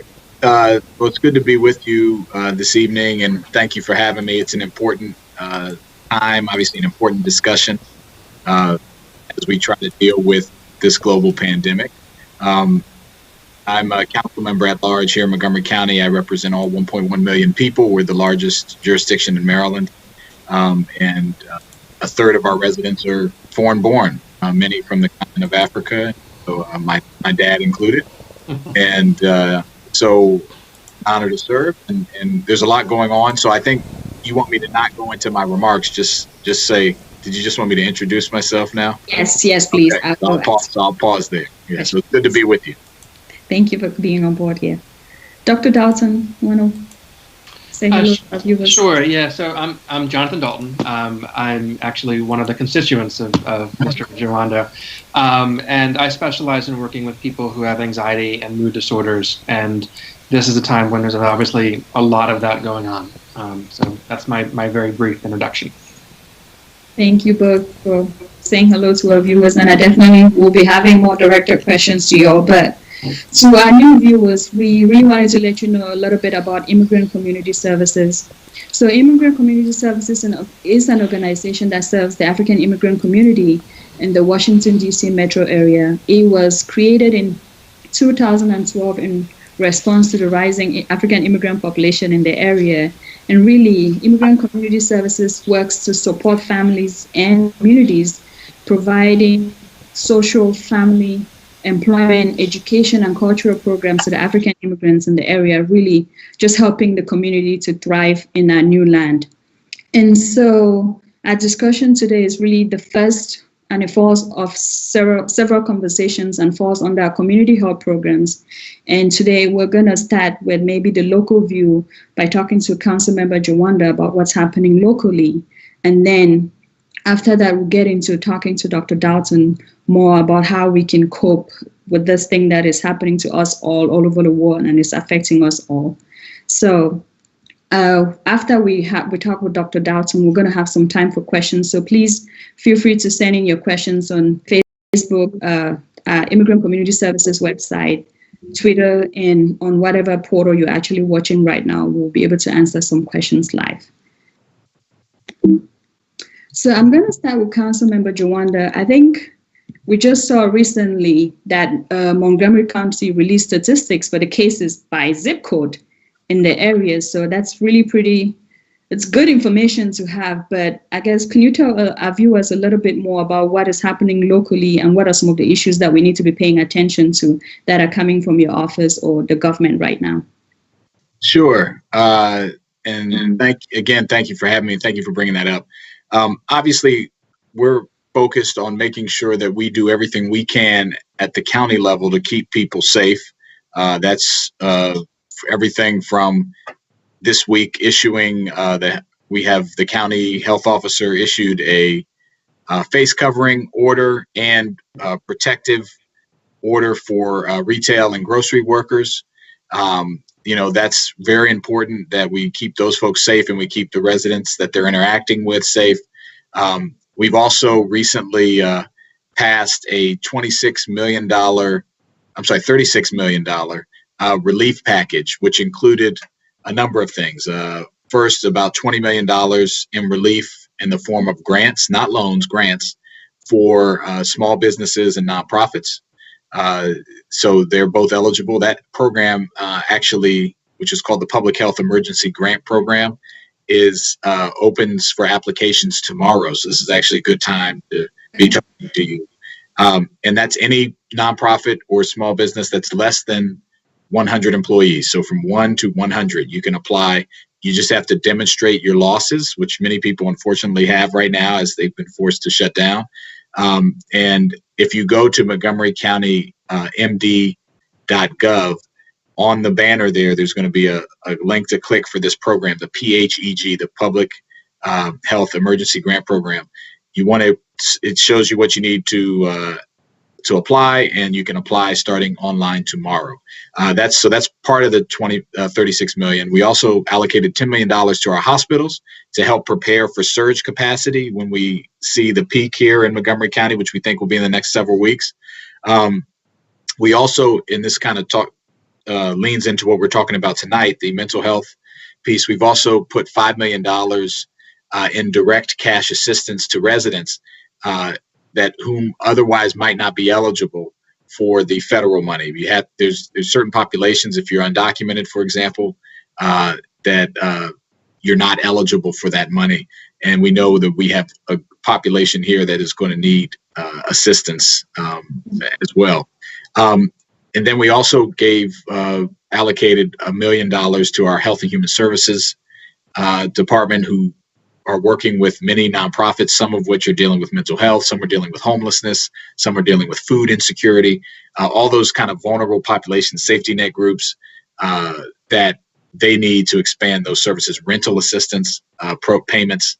And so that's a package that we put out there, in addition to funding a food bank directly, Manna Food Bank here, Manna Food Center in the county. We've about $250,000 to them, and to hotel rooms for about $250,000 for hotel rooms for doctors and nurses and medical staff, so that they don't have to go home. They can be near the hospital and get some rest, which obviously rest is connected to mental health. I'm sure the doctor will talk about that. So I mentioned those things as resources. I'm also very focused on the disparity issue. We wrote a letter to the governor last week, and I had been in contact with him prior to that as well, to say we need to know what the data is here in Maryland. We know that communities of color, particularly African American, Latino communities, and low-income populations are contracting and dying at much higher rates across the country. We needed to know what the numbers were here. I live actually in one of the top 2 zip codes in the state, 20904, which is the eastern part of the county, where many White Oak, many African immigrants, many Black residents, but we also see high zip codes in Wheaton, where our Latino residents are, and other places. And so I've been working with our health officer and our council to see if we can appropriate some specific money to support targeted messaging and outreach and communications and language access programs for those communities, as well as pop-up testing in those communities. And that's a huge issue, because we have a testing shortage everywhere, but particularly in communities of color and immigrant communities where people are unsure of how to even access a test. Getting over this hurdle of having to call a primary care doctor. Well, what if you don't have a primary care doctor? Where do you go then? And urgent cares, many of them are closed. We're told not to go to the hospitals. It becomes confusing very quickly. And so we're going to be working on all those things to try to provide some direct resources. Also, I think my staff will provide, or has provided to you, we created a resource list in every area. Food insecurity, cash payments, rental help, that has links. So we'll provide that to you, as well as our county mental health resources, hotlines, and all those links, because we know that that's a serious, serious problem as well. And the physical, though we're worried about the physical danger, we know that the mental health and an anxiety. I mean, even I have 4 kids under 9. Even if you're in a normal situation with 2 jobs and a stable situation, no one's sick, there's anxiety in our household. And so I can only imagine if you don't know where your payments are coming from and you don't know how you're going to get by. And the last thing I'll mention is today I introduced, actually, you're catching a lot of news today with the programs, the public health emergency grants departing tomorrow. And my bill I introduced today, the COVID-19 Renter Relief Act, which will freeze rents at their current rate during the crisis. We've seen, unfortunately, while most of our landlords have been doing the right thing and trying to work with tenants, and obviously the landlords are struggling to pay some of their bills and their workers as well too, our renters are even more vulnerable. And in some cases, you've seen some landlords taking advantage and proposing increases, in some cases significant increases. So this bill will freeze those increases until 30 days after the state of emergency ends, because we know we're going to have a lot of people trying to catch up for a long time as we get over the hump here and restart our economy and hopefully keep people safe. So those are some of the things I'm working on. We also have a language translation unit we've set up, trying to translate things in different languages. Fatmata Berry, who works in my office, who's from Sierra Leone, is a key player in that unit in trying to help make sure that we get information out to everybody in different languages and different communities. That's why I really am honored to be on tonight with you all, because we need to make sure that everyone has access to the information. So I'll pause there, but I appreciate it. Oh, geez. Thank you so much for all the information. And to our viewers, we're definitely going to put all of this information up on the website, the grant program, the information about the stipends, and even the new bill that is coming for renters. We'll make all of this information available on the website so that you can access it when you need to. And as obviously, contact us if you have any questions, and contact the council member's office if you have any questions about any of the things that he's provided for you. But yeah, could I mention one other thing I forgot to mention? Yes. Sorry, is that the federal government, if you haven't applied for under the CARES Act, there's the PPP program that can, if you have a small business through the SBA, you can apply there. It's slow, but keep up and keep on it. The state has some programs as well. Those are all those links are on the resource guide that I have, but you want to apply at every level. And if you're unemployed, you want to apply for unemployment insurance as well. So because they passed a $600 cash payment on top of whatever your normal payment is on your unemployment insurance. So in some cases, some people might be able to actually get up to, 55,000 a year based on, it won't be for a year, but that type of salary, if you apply for both. And we know that it's an expensive place to live. You want to make sure you're applying for all those things. So that information is on the resource guide. Thank you. Thank you so much. And we'll definitely make that available to you, our viewers. Thank you so much, Councilmember Jawanda, for all you do. We really appreciate it. And thank you for coming and talking to us. And thank you again, Afriquetoday, for hosting us and letting us talk and learn how to cope with this pandemic that is really affecting us all. So we're going to turn to talking to Dr. Dalton now, and we have some questions for you, Dr. Dalton. But a little bit about Dr. Dalton. So he's a licensed psychologist who founded a Center for Anxiety and Behavioral Change with offices in Rockville and McLean, Virginia. He received his doctorate degree in clinical psychology from Fordham University with a specialization in child and family psychology. And then he later completed postdoctoral training focusing on anxiety disorders at the University of Maryland. So, Dr. Dalton, we know that at this point in time, there's a lot of anxiety that's happening. There's a lot of stress. As a council member, you talked about this. It's happening to everybody. But what I think a lot of us are confused or unsure about is it normal? And if it's normal, when do we worry? When does it become abnormal? And when do we need to start worrying about it? Great. Well, thank you so much for Afriquetoday, for giving me their platform to talk about this. This is something that I care deeply about, and I know that we're all suffering in some very significant ways. Evolution wants us to feel anxiety. It orients us to threats. It helps us to problem solve. And so having anxiety is not a disorder. Having anxiety means that you're alive.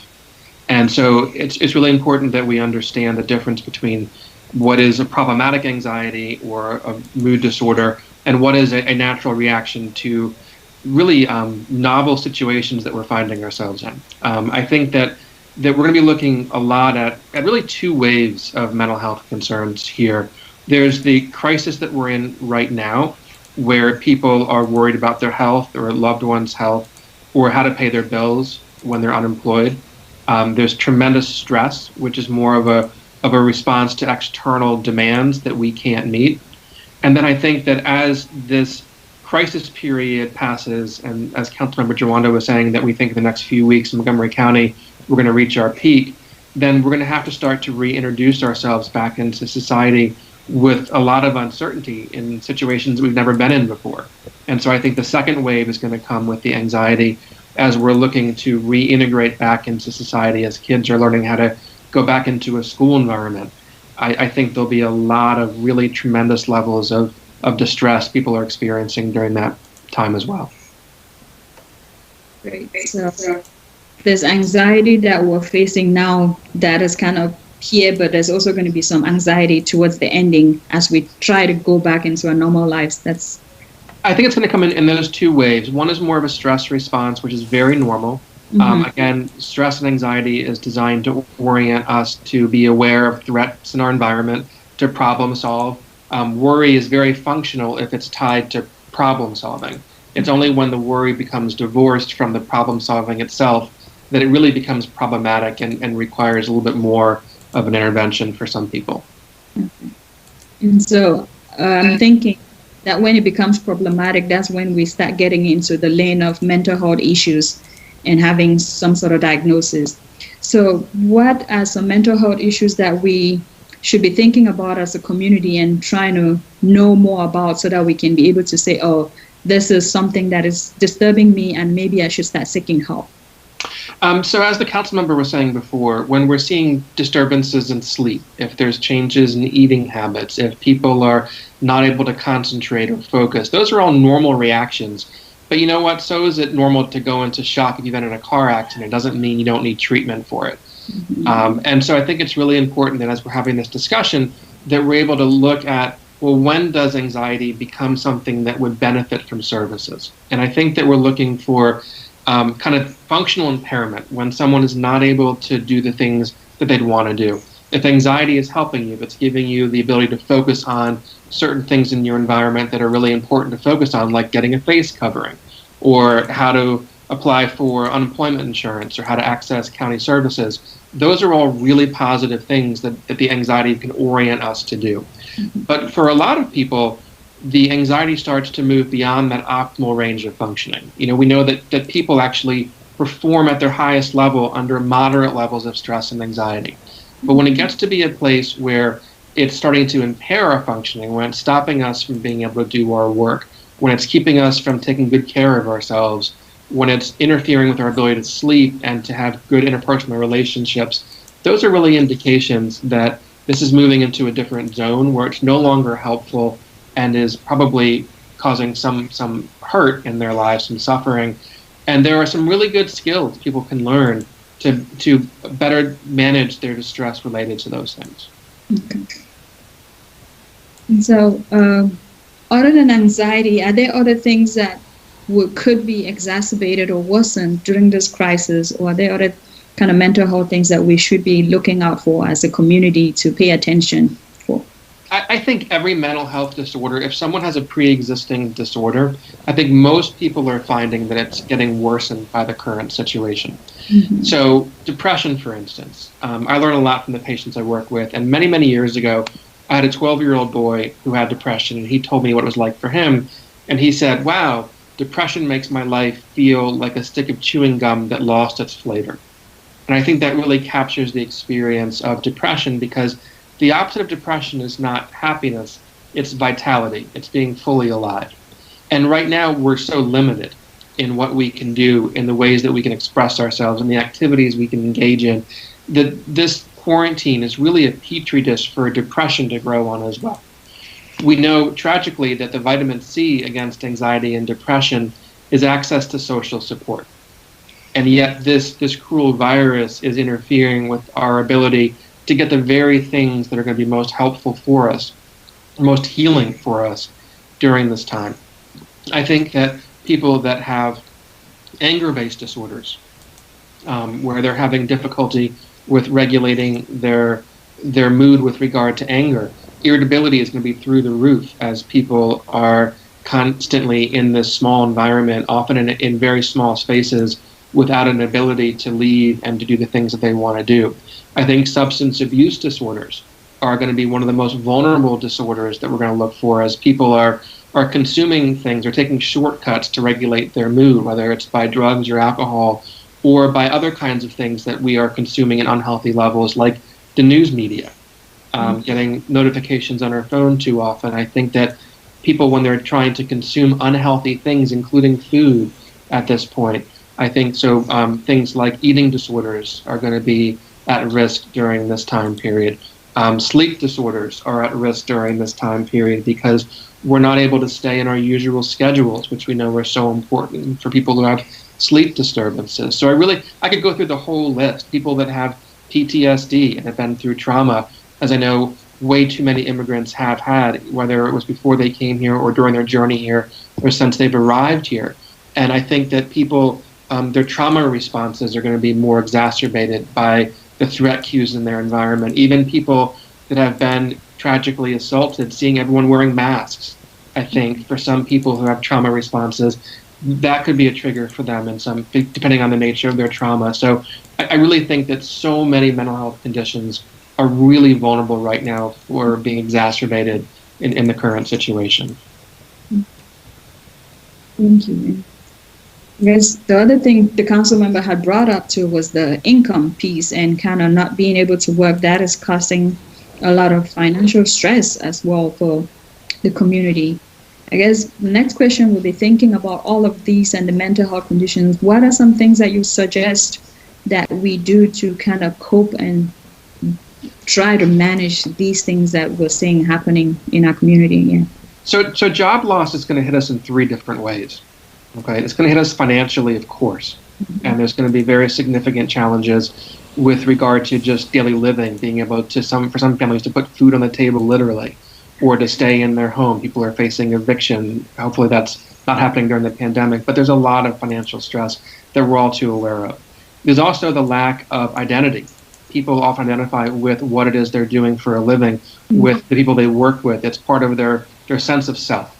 And when they're laid off or they can't access that, that's going to be a crisis of identity for a lot of people. They're not going to quite know who they are if they can't say, well, this is what I do for a living. And the third way it's going to hit us is it's going to take away our structure, our routine. And so the natures of our routines are such that we have a regular time to wake, we're expected to go somewhere, do the same thing, and we know that humans just do so much better under routines, under things that are predictable. And so right now, when someone loses their job, they're being hit by all three of those different things all at the same time.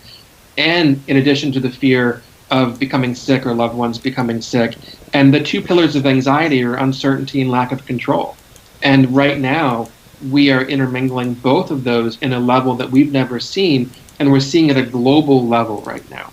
And obviously different communities are getting at different time points, but everyone is going to be dealing with this quickly with different differential levels of resources available to them. So when we ask what do we do about this, well, we do what we can. There's many things that we can't control, but there are some things that we can control.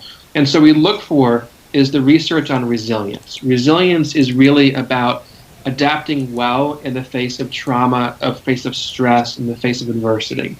And when we look at, well, what do people that have good levels of resilience, what do they do? Well, the first thing is to keep in mind that resilience is a skill. It's not an attribute like eye color or height. And so like a muscle, it can get stronger with practice and rehearsal. And so we don't want to think of a person as a resilient person or a non-resilient person. We want to see how far along are their skills in building resiliency. And so there's a few things that we can talk to about resilience in the face of this major stressor in everyone's life. And so I can break them down to some different ways. That I'll begin by saying the 3 C's. So the first C is going to be connection. As I mentioned before, that vitamin C against depression and anxiety is social connectedness. It's feeling supported by people who care about us. Now, we've never had more obstacles placed in front of us in our ability to connect with people, but we've never had more innovation available to us to make this happen. As I'm sitting in my home talking to people who are in different locations right now on my laptop. So being able to connect in whatever way that we can. Now, connection can mean trying to reach out to loved ones or friends and talking with them, whether it's over a Zoom call or over a phone line or through text. That's really important. But I think connection also can be more at a global level, more of a meta level, in the sense that we know that humans throughout our history, we've faced plagues and pandemics before. And so we can also connect with those who came before us in a way that we couldn't before. We can understand other people's experiences in a different way now that we're sharing that our own experience of a global pandemic. We can, I think, relate to historical forces in a way, ancestors in a way that can be very powerful for us and very healing for us. The second C is going to be continuity. When someone loses a job, or just when they're dealing with a situation and they have a job but they can't go to their job and they're maybe on furlough right now, and so they're going to have a job waiting for them but they can't access it right now, is trying to keep as much continuity as we can. That means establishing a routine. It means trying to wake at a certain time, going to bed at a certain time, eating at a certain time, trying to keep a schedule that most resembles the life that we had before and the life that we will eventually go back to. We don't know when, but we do know that pandemics are not permanent. And so we want to try and establish as much of a routine, as much continuity on a day-by-day basis. That's going to be helpful for us. And the third C is creativity. Creativity in the sense of, well, how do we overcome these obstacles?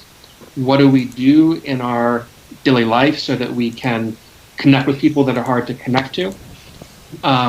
It takes a lot of creativity. But the other thing that we know is that during periods of stress, humans throughout history have felt a very strong urge to express ourselves. And so I think an expressive outlet of creativity, whether it's through music, through art, through poetry, creative writing, journaling right now is, I think, really helpful for many, many people as they're going through historic times right now. So being able to express ourselves through creative outlets, through artistic outlets, I think is very, very important for us. Let me pause there. I know I said a lot there, but I think building resilience through those 3 C's, and I have more I can say about that too, but let me pause there for a minute. So 3 C's. Connecting with people, connecting with our past, continuity, trying to maintain our routines, and then creativity, either in doing things in a creative way or actually having creative outlets. That's very good to know. Definitely, that's information that we need to take as a community and start practicing some of those things to help us cope with this pandemic. I guess the other question I would ask in relation to that would be, some people are already struggling now, and some people might be coming down the pike with some of those worries and some of those conditions or difficulties. What are some things we can do? I know I'm a nurse, and a lot of our work is based on prevention. Prevent exercise is good for you, and apple a day keeps the doctor away, and so some of those things. Are there ways in which we can, beginning now, especially for those who might not be suffering yet, but start working to do things to prevent kind of some mental health conditions developing down the line? Yes, that's a great question. Glad you asked that question. Prevention is everything. And I work a lot with kids, and I often feel like I'm this assembly line worker who's fixing the cars coming off the assembly line who aren't working appropriately. And prevention, I think, is such an important part of this. When it comes to that, there's a few things that we can do. And I'll talk about kids as well, because kids are a really important part of this conversation because their lives have been uprooted. They don't have the context that we have to better understand what's going on around them.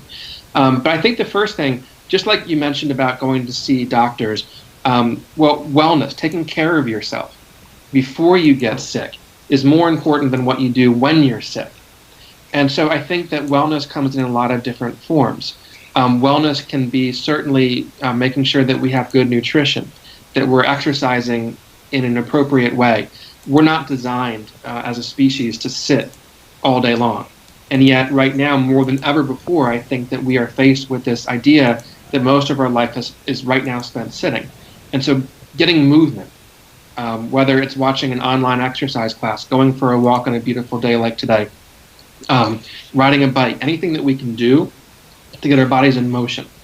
There's good research that shows that exercise is as effective as medication for moderate levels of depression. And so if we're looking at ways to prevent the development of these conditions, I think the first thing is to take care of ourselves by taking care of our bodies. Nutrition, sleep, exercise. I think part of it too is this idea of self-compassion. I think that so many people right now are feeling like, okay, I need to come out of this better than I went into it. I want to go into this with the best mindset. I'm going to be reinventing myself. And I think this will lead to a re-examination of values, and that's a good thing. We know that growth and comfort are often incompatible. And so during this period of trial and stress, we're going to be reevaluating things. I'm a firm believer, partly because of what I do for a living and I see this happen on a daily basis, but I believe that struggle is pregnant with meaning and purpose. And I think we're going to come at it from that vantage point as well. We're going to learn things because of that. But I don't want people to become perfectionistic. I think sometimes we swim toward shore and sometimes we tread water. And there's good times to do both. You don't always have to be swimming at your greatest effort. Sometimes treading water is exactly the right thing to do. And giving ourselves permission right now to tread water and be proud that we're not going under is a really important skill set in terms of self-compassion and self-care. I think that that part of this is going to be limiting our access to stressful media. I think that, immediately when this hit, I turned off all of my notifications on my phone for every news site. I think that social media distancing is an important thing to do right now, because a lot of what we're seeing is the things that get the most clicks, the most extreme things. And it's not always representative of what's actually happening in the community.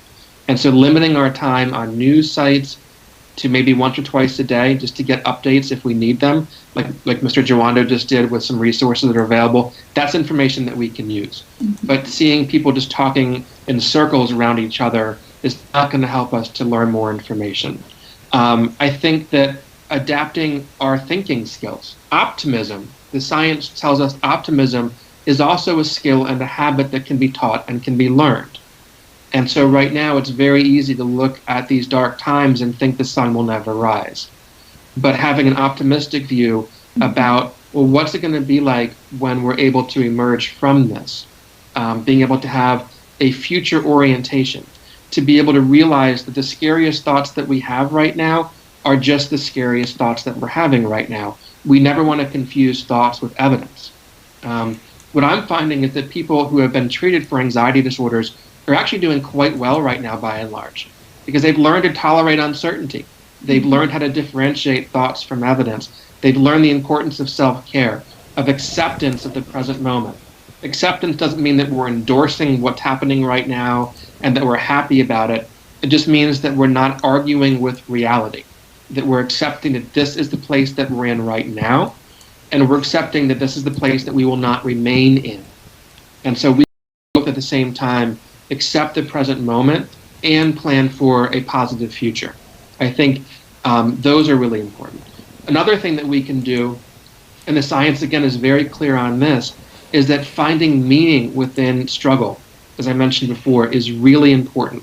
And so volunteering, even from home, even if it is something small, calling people that are maybe isolated, checking in on neighbors, making a mask from home for healthcare workers, for kids writing on chalk near the hospital saying, thank you for what you're doing, or having kids write a note to put on their front door saying, thank you to delivery people who are delivering their food and goods. Doing something so we're having some agency over what's happening, I think is very protective as well. Thank you. So basically, in all that we're doing, we really need to have an attitude of this too shall pass. This is temporary and it's going to come to an end.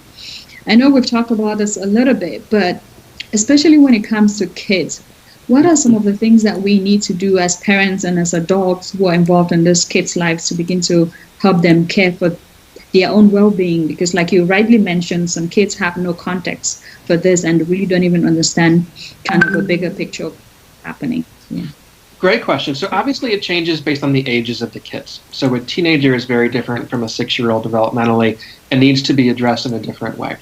I think I have 3 of my own kids who are in those age ranges from 10 to almost 15, and it's challenging because we want to keep the adult worry separate from kid worries.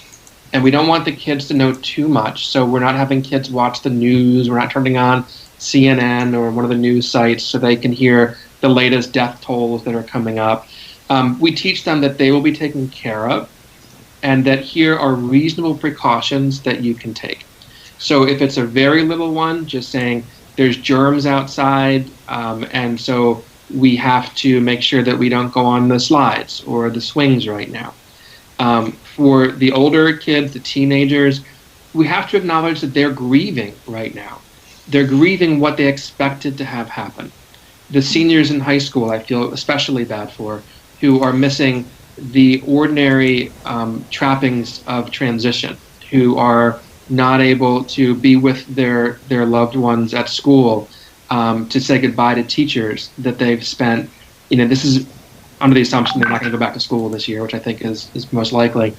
And so acknowledging that grief is a process of this, not just a grief if someone passes, but and that's complicated right now in a number of different ways, but grieving the lost experiences that they're not having during this time, the structure, the predictability, the sports teams that they're not able to play on. There's so many losses happening right now, and acknowledging that those are real losses, I think, is really important. But one of the things that I help parents do a lot is to cope out loud. Kids learn by observing how their parents do things. And so if parents are in a situation where there's some stress, again, we don't want to overload them with inappropriate levels of information, but saying things like, wow, I was so stressed today when I thought about these things, and then I was able to disconnect, turn my device off, and just sit with myself and to think about what are some positive ways that I can be thinking about this situation right now. Well, right now I'm healthy. We have a roof over our head. We have food to eat right now, which is a lot more than many people have. And that I realized that what's happening right now is I'm having a lot of scary thoughts about what might happen in the future. And then I reminded myself that those are really scary thoughts, and that those thoughts don't mean they're going to happen. They just mean that right now I'm having those scary thoughts. So the more parents can cope out loud in front of their kids, the more the kids will learn by observing, oh, yeah, feelings are mentionable. This is from Mr. Rogers. They're mentionable, but they're also manageable. And if we can mention them, if we can call the emotions by name, then we lower their intensity. There's good science that tells us that as well. So teaching kids to be able to use what we call I feel sentences. I feel scared. I feel frustrated. I feel bored.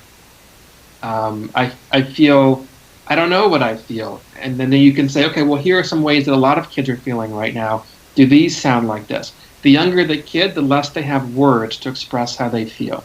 Many of the kids are going to express this with their body.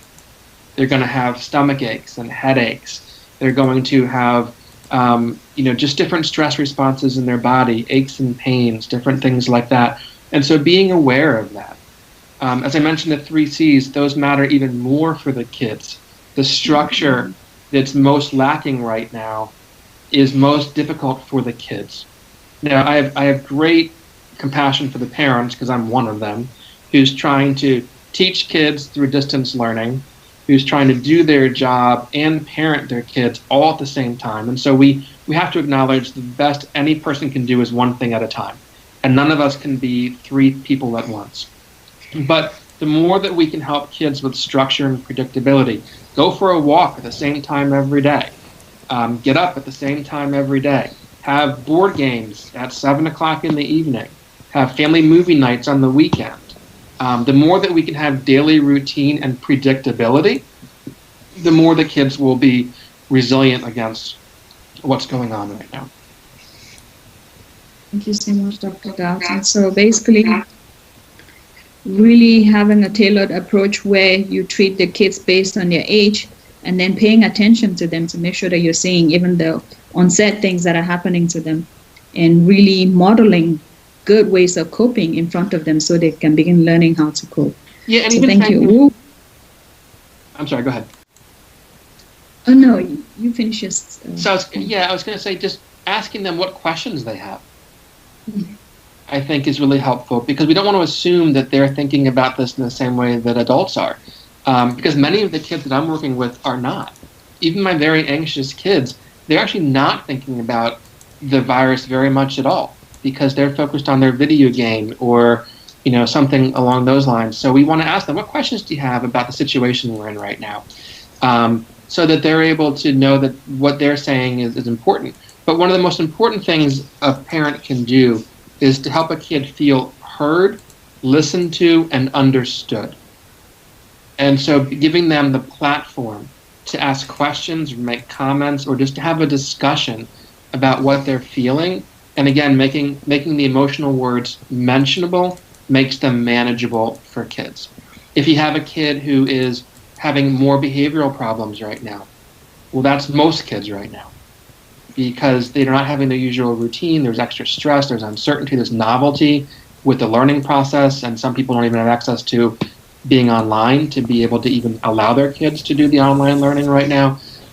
Food insecurity, people having to travel to get lunch now and at breakfast in a way they didn't before. There's a lot of things that are going on that the kids might not even understand themselves are causing a lot of these issues that present in a behavioral way, but their origin is emotional. Thank you so much, Dr. Dalton, and I am learning so much, but we'll take a quick break and we'll be right back with Dr.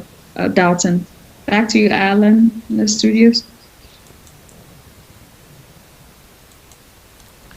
Thank you so much. Thank you so much. I'm very happy to be here, and thank you for watching Afriquetoday. This is Afriquetoday. We will take a little bit a small break, and when we will come back after the break, I remember you can watch Afriquetoday on 4 platforms: Facebook, YouTube, Twitter, and our website www.afriquetoday.com. You can also download Afriquetoday app, and you will be able to watch this show live.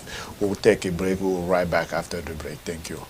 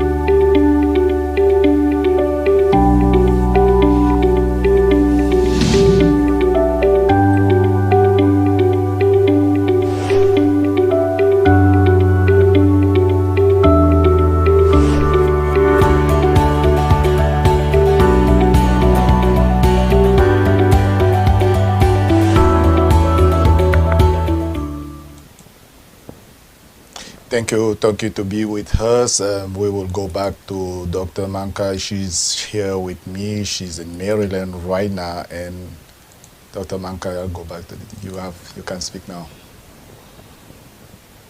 Welcome back to the session on coping with COVID-19 pandemic, brought to you by the Immigrant Community Services and the Office of Councilmember William Jawanda. And we're back live again with Dr. Dalton talking about how to cope with this pandemic. So Dr. Watson, we're talking about how to help our kids cope. And so our next question is going to be a little bit heavy one. Yeah. So it's people are losing lives, and almost everyone knows somebody that has passed or knows somebody who knows somebody that has passed.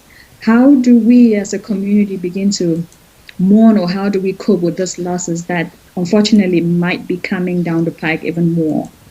Yeah, grief is very complicated right now because every major culture and religious tradition has rituals and routines that survive something as important as a loved one passing. We gather together, we support each other, we hold hands, we light candles, we go through things that are very meaningful and tie us to our history and help us to support us during this time. And grief during this time is compounded by a few different things. Number one is the physical space. I know people who have lost people as well in the last week, and they're having to postpone memorial services indefinitely during this time. So people are grieving not only the loss of their loved one, but they're grieving that they can't mourn them in the way that they had planned. And I think that is an absolutely terrible circumstance for people to try and cope with, because there's no standard to look back on and to say, oh, well, this is how you do it in this situation. I think part of it also is that often when we lose someone, the community really looks to support us in particular, because we're going through not a unique experience, but we're going through it at a time that may be more unique to us. And right now, there's a lot of people are having an experience of almost having their private mourning process hijacked by the virus, in the sense that now they are just one of many people going through this. So they're losing some of that uniqueness during this time. And I know that people after 9/11 went through similar things, and certainly people after the tsunami and after other kind of large-scale disasters, there's this collective grief which leads to people not being able to grieve individually in the same way. So these are times where the grief process is more complicated than it even ordinarily is. And grief is the most painful experience that a person can go through. It follows its own rhythm. There's not a certain right way to grieve, and there certainly isn't a wrong way to grieve. And so as people are faced with this process, we fall back on, again, continuity, which is what can we borrow from the past? It's part of our culture, our customs, our rituals and routines that we can bring to bear here, whether it's an online memorial service or whether it is a private mass and burial or whatever the culture is bringing to bear during that time. So we try and draw as much as we can. But also, I think part of this is to move towards the emotions that we have, to accept them. The psychological research is showing more and more there's this central concept that underlies so much of our suffering. And so that concept, the term we use for it, is psychological flexibility. And what that really means is it means that we don't try and avoid our emotional experiences, that we lean into them, that we allow them to be there. That doesn't mean that we be overwhelmed by them or that we indulge them, but it also means that we don't dismiss those emotions either, that we see them as a source of wisdom for us, that we can be strong enough to be in grief and to be anxious and to be scared and to be sad and that we don't need to avoid those experiences. We don't need to judge them in a negative way any more than we would look at a cloud and say it's misshapen, or look at a tree and say it should be a bush. we have a non-judgmental stance that allows us to fully experience the emotions and to know that grief is not an emotion to avoid, but it's a process to move through. And it's complicated in very significant ways right now, mostly, I think, because of the prevention of ritual associated with death right now, and the loss of communal support, of people hugging and holding each other during a period of grief and tragedy. And so what we'll do during this time is the only thing we can do, which is the best that we can do, which is to know that the grief is normal. It's the price of love, right, as we say, to allow yourself to engage in the grief process and to be kind to yourself during it, to allow yourself to know that the grief will be more complicated because of what's going on, but that we will also make it through this process. We will not be the same we were before, but we get, again, growth and comfort are incompatible things. That allowing ourselves to move through this process will give us meaning, will change us, but that's not something that we want to look at as a negative thing. That going through these periods of trial are going to be things that we look back on as foundational experiences that taught us things that we couldn't have learned any other way than by going through these very, very challenging experiences. And there is a concept that's very important to mention here, which is the idea of post-traumatic growth. That post-traumatic growth it's not dismissive of the trauma.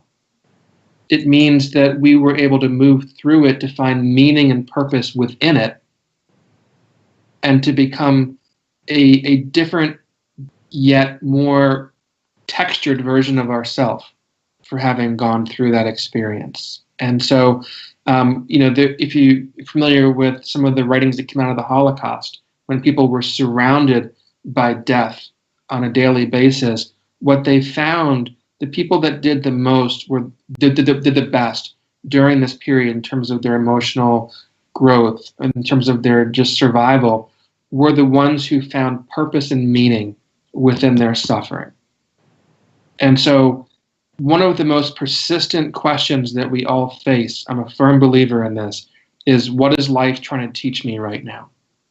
Now, I don't know the answer to that question, but I do know it's the right question to ask because it's going to frame the discussion in the terms of how can I learn from this experience? What is life trying to teach me in this moment in time that we're in? Even if it's a moment that's full of grief and tragedy and loss, there will still be meaning and purpose that's attached to it. And so looking for that meaning and purpose during the period of great struggle and grief, I think will help us to move through that process and not avoid that process. Grief is the price of love. It's very nice, and it's going to be difficult, but finding meaning through it, even through the difficulty, can help us as we go through this right now. Thank you so much, Dr. Watson. Thank you. My next question for you is another heavy one. So I read recently that the number of calls to crisis hotlines have been increasing, and unfortunately, it's actually minors that have been calling in. So we know that there's abuse happening, unfortunately, in our community. Yes. And in times of this kinds of crisis, it might get worse. And in some cases, people are living in the same homes with abusive situations. And so if you can talk a little bit more about dealing with it from the point of view of children and kids or minors, and then maybe from the point of view as us who are adults and how we can cope with this and the pandemic as well. Yeah, those are the kids that I'm most worried about right now, are the kids who have school as their respite from being at home. And there's many kids who experience school in that way, where there are stable, reliable adult figures in their life in that environment. And when they're living with someone who is abusive to them, and that can happen in a lot of different ways, that's of great concern to me. And so I think that yes, there have been multiple 100% increases in hotline calls from people. I know there's going to be an increase in suicides, as there often is, even just financial stress during this time period. And so I think this is where, depending on the kids and their age, they are not going to be able to access those resources. And so if there is a parent who is having a substance abuse disorder and the other parent is not quite sure what to do, and they're worried about the impact of that substance abuse, the behavior that comes with it on those kids, reach out, please. This is the time to do it. These kids do not have a safe place to go to right now other than the home. So we have no choice but to make the home a safe place for them. And that means that if we need to call Child Protection Services, that's what we do. If you have a neighbor you're concerned about and you're noticing that this level of stress has made you much more concerned about the well-being of the kids, take decisive action to give those kids the support and the resources that they cannot access themselves. That is very important. If you yourself are finding that your irritability is going through the roof, please take a time out, go for a walk, take a space away from the kids. We know how hard parenthood can be under the best of circumstances, with the most resources. And right now we're facing a situation where parenthood has literally never been more challenging than it is right now. And so have the self-compassion, the awareness, the insight to look for what I call the yellow lights going off for yourself before the red light happens. Once the red light happens, if you're at full speed, you're going to crash. You want to know your own yellow lights. When are you starting to feel that you are at your breaking point where you're afraid something's going to happen, in that circumstance? If there are any kids watching who are concerned about their peers, tell your parents. Let them know that you're really worried about someone that has confided in you about what happens in the home environment. This is a time for people to gather together and protect the most vulnerable among us, and those are almost always the children who are in our environment. If you are concerned about a younger sibling, maybe you're watching this and you're older, and you have a sibling who's at home and you think there might be abuse going on, find a way to talk to the kids, find a way to get them support. Find a way for them to access services if that's something that's needed. This is not a time that we say, oh, what happens behind closed doors is their business. It's all of our business, because we're all behind closed doors right now. All of us are. And we really need to take care of the kids by any means that we possibly can to make sure, and not just kids, other people are in abusive relationships that are adults. I'm very worried about battered women during this time period, where they can't literally leave their house sometimes for a long time. And no one's going to miss them if they don't show up somewhere in many situations right now, because maybe they've been laid off and they're not working right now. And so they've lost all of that structure too. So it takes a village, it takes a community. This is a very, very important time to put those words into practice and check in on each other and check in on the kids, especially the ones who can't take care of themselves. Yeah. We are in this together, and we have to take care of each other and our community. Yeah, we're all behind closed doors now. Yeah. So many of us are immigrants, and so we have family members back home on the continent or in the Caribbean, so different parts of the world. I mean, there are also people in Montgomery County or Maryland who have family in different parts of the world. What are some suggestions on how we can begin to help, especially for us as immigrants and people who have family members in places where healthcare and resources are very limited? How are some ways in which we can begin to cope and think through helping our family members back there to begin thinking about their mental health and coping as this pandemic is kind of going towards Africa and other smaller countries now? Yeah, unfortunately, that's a very valid, as we know, and real concern. And we want to acknowledge the limits of what we can do. We can't stop the pandemic. We can't restart the economy on our own. We can't take care of loved ones who live on a different continent right now in the way that I know we would all love to. And that's a challenging situation to be in. So part of this is going to be looking at, well, what can I do? If I can't do those things, what is it that I can do? Anxiety and depression love it when we think in absolutes. I can't do anything, or I must do everything. And so I always ask the question, well, if you can't do that, what can you do? And so what I think we can do in this situation is to communicate. We are now their Sherpas, right? We've been through this before they've been through it. We have that wisdom of experience that they don't have. And so communicating the seriousness of this, I know it's hard to see this as something that's really serious if you aren't seeing it affect your community. It becomes much more distant over the horizon. But communicating to loved ones, these are the things that you want to be prepared for. And so that you, again, are kind of looking at that reservoir of resilience by trying to take proactive, decisive action, by doing something that gives meaning to this suffering that we're going through. And so communicating that, look, we are the canary in the coal mines right now. We are the ones who are going through this. Please take what we're saying right now seriously.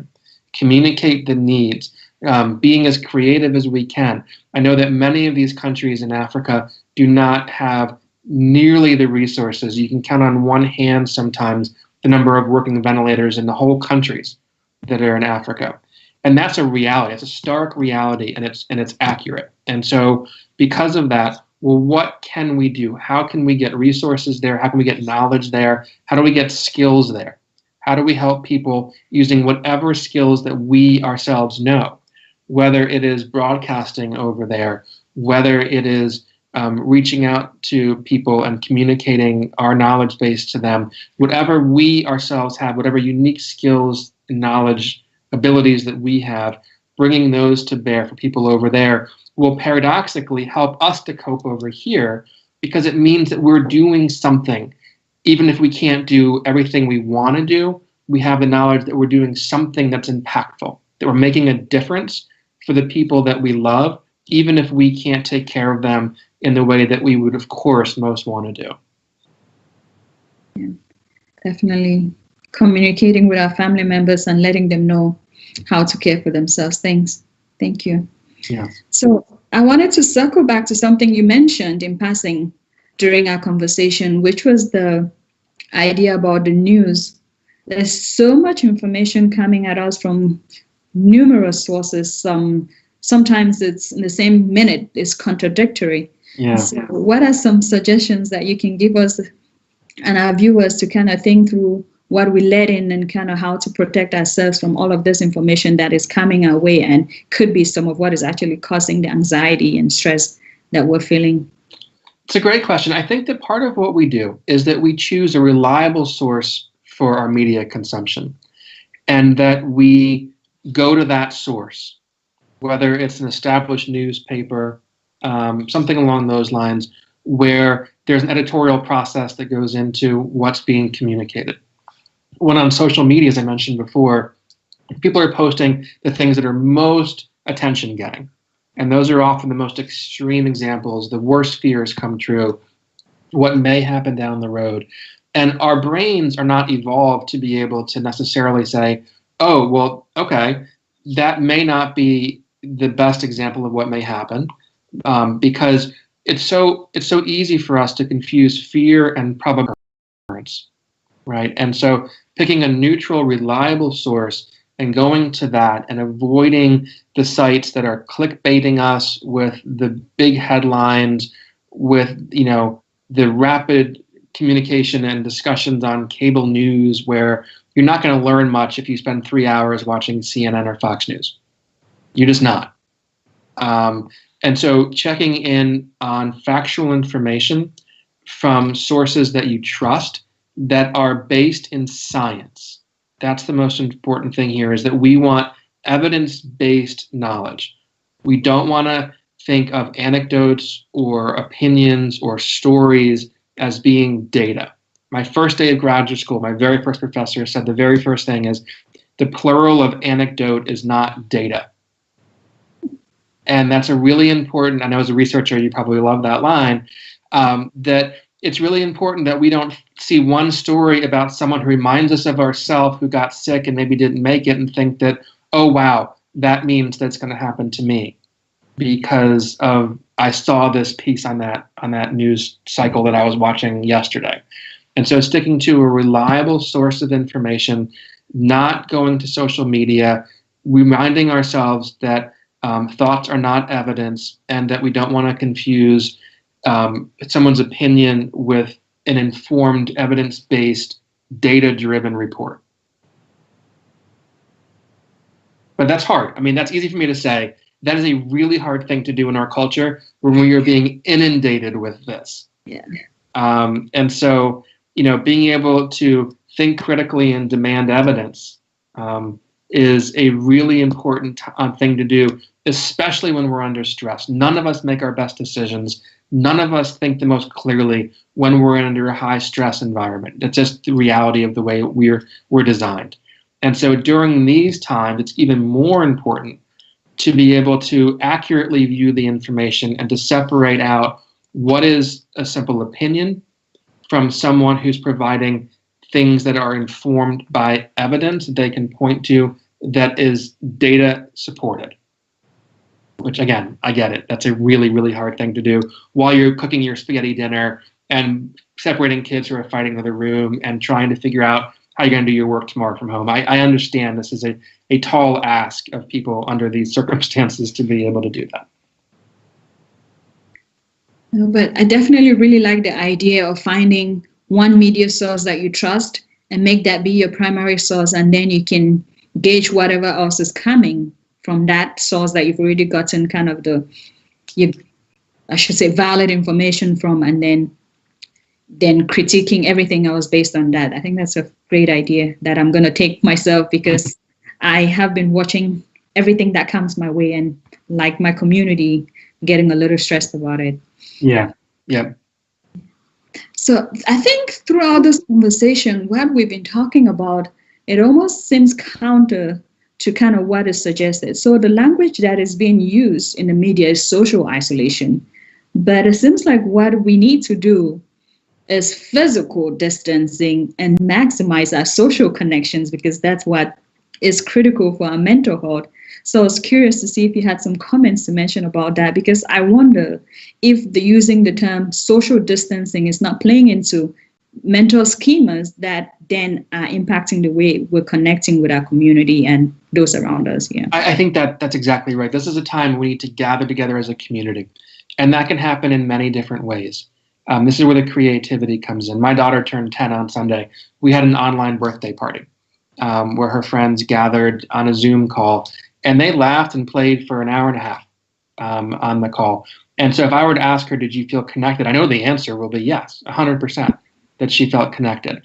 And so this is a time we want to seek out and even cultivate new relationships with people. I think it's just really, really important for us to be able to find ways to access that level of connectedness and support. Because at least in all of our lifetimes, if not in human history, there has never been a time when every person on the planet is facing the same challenge, right? You can think of even the world wars, where there were people who were on the front lines and people who, there are no front lines. They're shifting where the virus goes, but knowing that all of us, I mean, literally all of us, are facing for the first time a common purpose, which is to defeat the virus. This is the time when connectedness is more important than ever before. And again, it involves more creativity. There are more obstacles to being connected. But as I was saying to you off air before, I think that this is going to be an innovation engine. I think that we're going to find a lot of different ways to connect that didn't exist before. New definitions of what connection even means between people. Right now, geography is not an impediment to connection. Whether someone lives next door to you or lives in a different continent than you, we can still connect with them in using basically right now the same device. And so we are in some ways removing geography as an obstacle that has been there throughout human history. And I think in some ways, this might lead us to be more connected. Now, part of it, though, is what do we do when we're connected, right? So the teens right now even before the pandemic, they were living their lives online. And they're the loneliest generation we've ever studied before. And so there's this great paradox that they're socially connected with their networks, but they're isolated emotionally. And so just like any other vehicle, it's about how do you drive it and where do you go that matters, not the vehicle itself. And so how we use these mediums that we're on right now, that we're going to be on for some time to come, it's about what do we do with them that's going to really fuel the connections. Just having, sending memes like kids are doing right now back and forth is some level of connection. But really we want someone that we can confide in, someone that can support us. We know that social support is most effective when one or both people are being vulnerable. And so allowing ourselves to be vulnerable, because we all are right now anyway, and acknowledging that helps us to have a shared experience. And it's the shared experience which is really the connectedness that we're trying to cultivate so badly here. Great. Thank you so much, Dr. Dalton. And now we're going to move to the Q&A. My favorite question. I love it. And take your questions. So we're going to go to Alan in the studio to see what questions have come up from you, our viewers, and we'll have Dr. Dalton answer those questions now.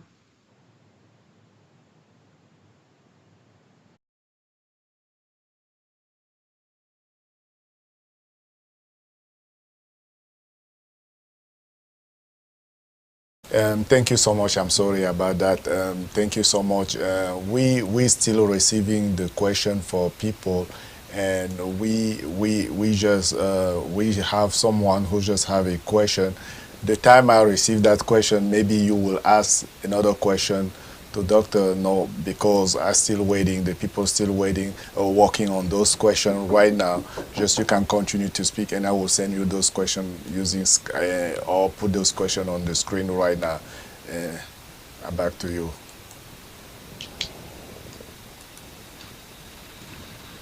Thank you so much, Alan. And I guess the question I'll have is, we know that the kids are having to learn right now at home, which is very different, but there's also like the stress of this going on. So I guess the question would be, how do you recommend that parents begin to, it's difficult, at least I would think it's difficult to be able to absorb new information, having all of these emotional issues happening now. So what strategies would you recommend for parents, especially when it comes to their kids' education and helping them through studies right now from home in this crisis? Yeah, it's a great question. Patience is number one, is to understand this is affecting kids in very profound ways. And they're not used to learning online. Teachers not used to teaching online. Like you said, there are people who are dealing with a lot of really intense emotions on a daily basis. For parents who are out there, imagine that you're next in line to go skydiving and someone's trying to teach you calculus, right? How hard it would be to concentrate, focus, retain, process the new information. And when kids are going through high emotional states, it's a similar place for them to be in. And so adjusting our expectations is really important. We know that, going back to evolution again, Darwin once said, one of my favorite quotes is that evolution doesn't favor the strongest or even the most intelligent. It favors the most adaptable, right? And so when we're in this situation, we need to adapt to it with our expectations of our kids, with being able to be more patient with them, to deprioritize things like grades right now, because we are teaching them something much more important than whatever subject matter they're learning in school. We're learning that we can be resilient, that we can persevere in the presence of fear, that we can come together as a family and a community to deal with a very scary thing. Those are the lessons the kids are learning right now. And how to conjugate a verb or solve a math equation pales in comparison of importance to the other things they're learning right now. Okay, I just have a question for the audience right now, and we have Baron Day who say, what advice do you have for illegal immigrant afraid to go get a treatment? Well, I think that depends on what community you're in. Unfortunately, if you're in Montgomery County, I know that providers are not allowed to ask immigration status, nor are police when they pull someone over or have any interaction with someone. They are not allowed to ask immigration status. So for people here who are undocumented, I think it is critically important to prioritize health above all else. Fear is our biggest enemy right now. That we need to access services, and people are focused on helping other people right now and not asking questions about status or about income level. Right now, it's about taking care of yourself.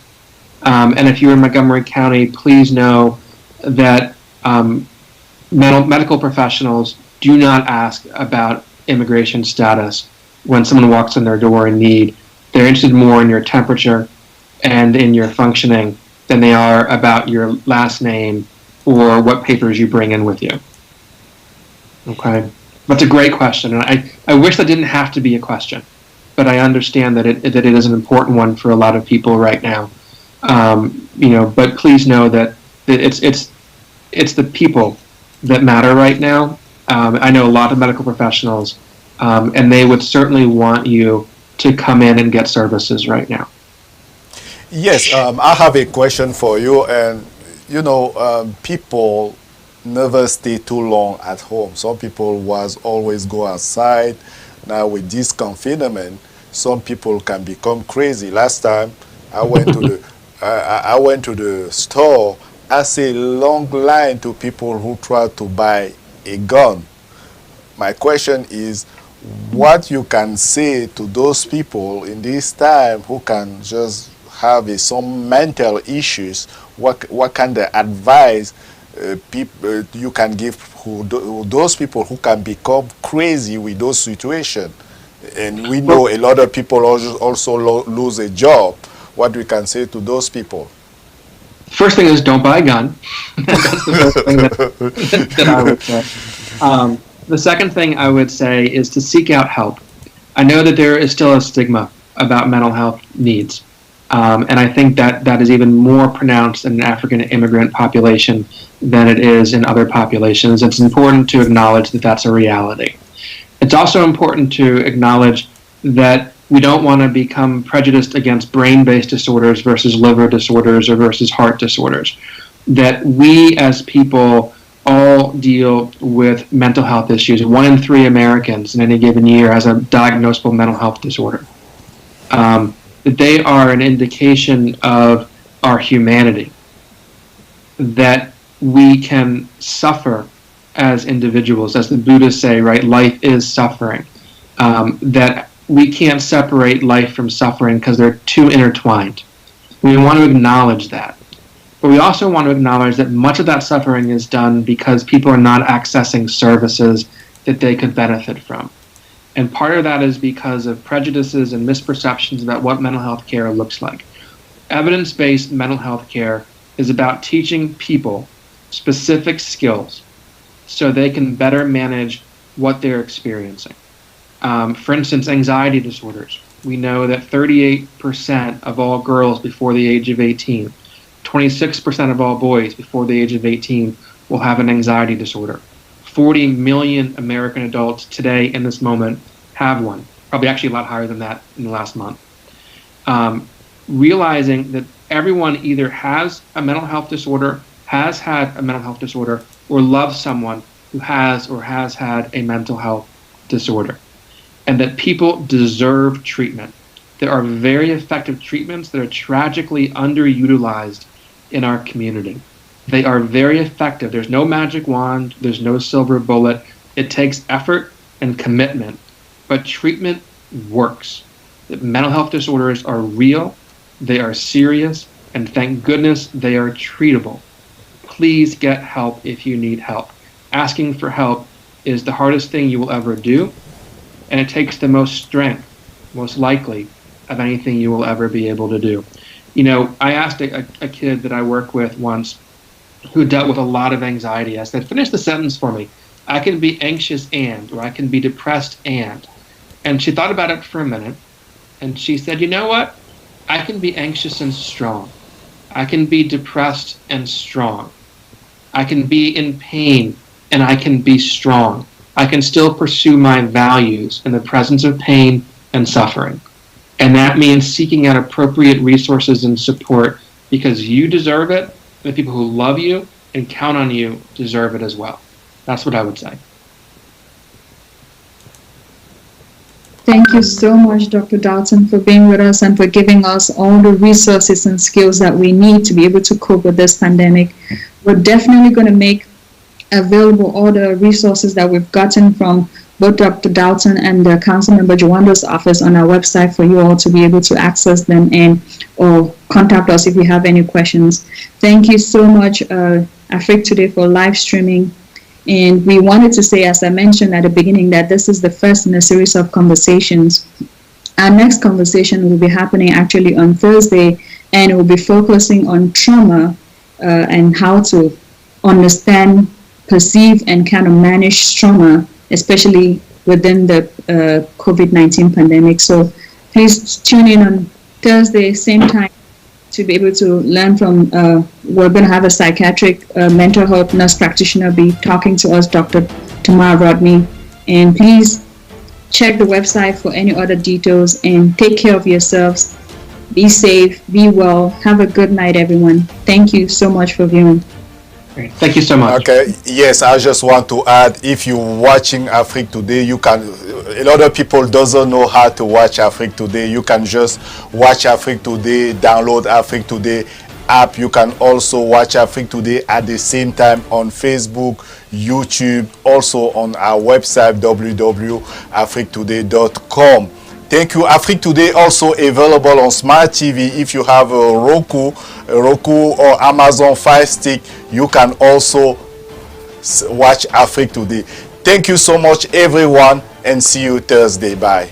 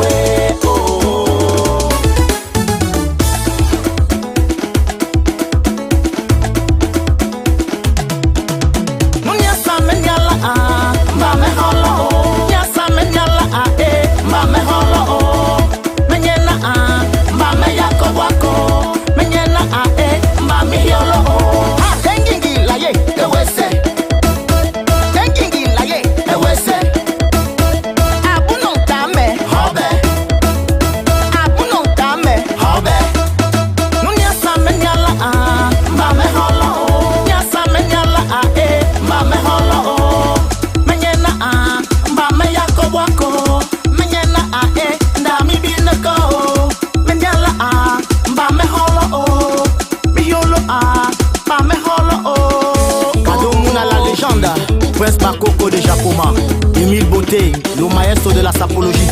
Abando bayi mi se mi boniki folo, mi wa mule mabata mi bonu tindi itembi, mi bonu tindi itembi ye. Oh yeah, oh yeah. Abando bayi mi se mi boniki folo, mi wa mule mabata mi bonu tindi itembi, mi bonu tindi itembi ye. Mabina massage ni adina nana. Daniel Kwedi. Mabina massage ni adina nana. Mabina massage ni adina nana. Mabina massage ni adina nana. Gabriel Manibon APM. Awale mote awale mote ana miseta bonaka na bela bikimoe. Ana mondo tabonaka ana tabonak swai. Ana mondo tabonaka ana tabonak shuma. Amalomba bata andendele. Ana munu bata ana njondole. Ana yosu bata andundoli. Awele mote awele mote ana mondo tabonaka na matama makimoe. Ana mondo tabonaka na belongo bikimoe. Oh, mama, oh, na yako ubana ni baki maso. Na hono umisi mi kimai. Oh, no papa.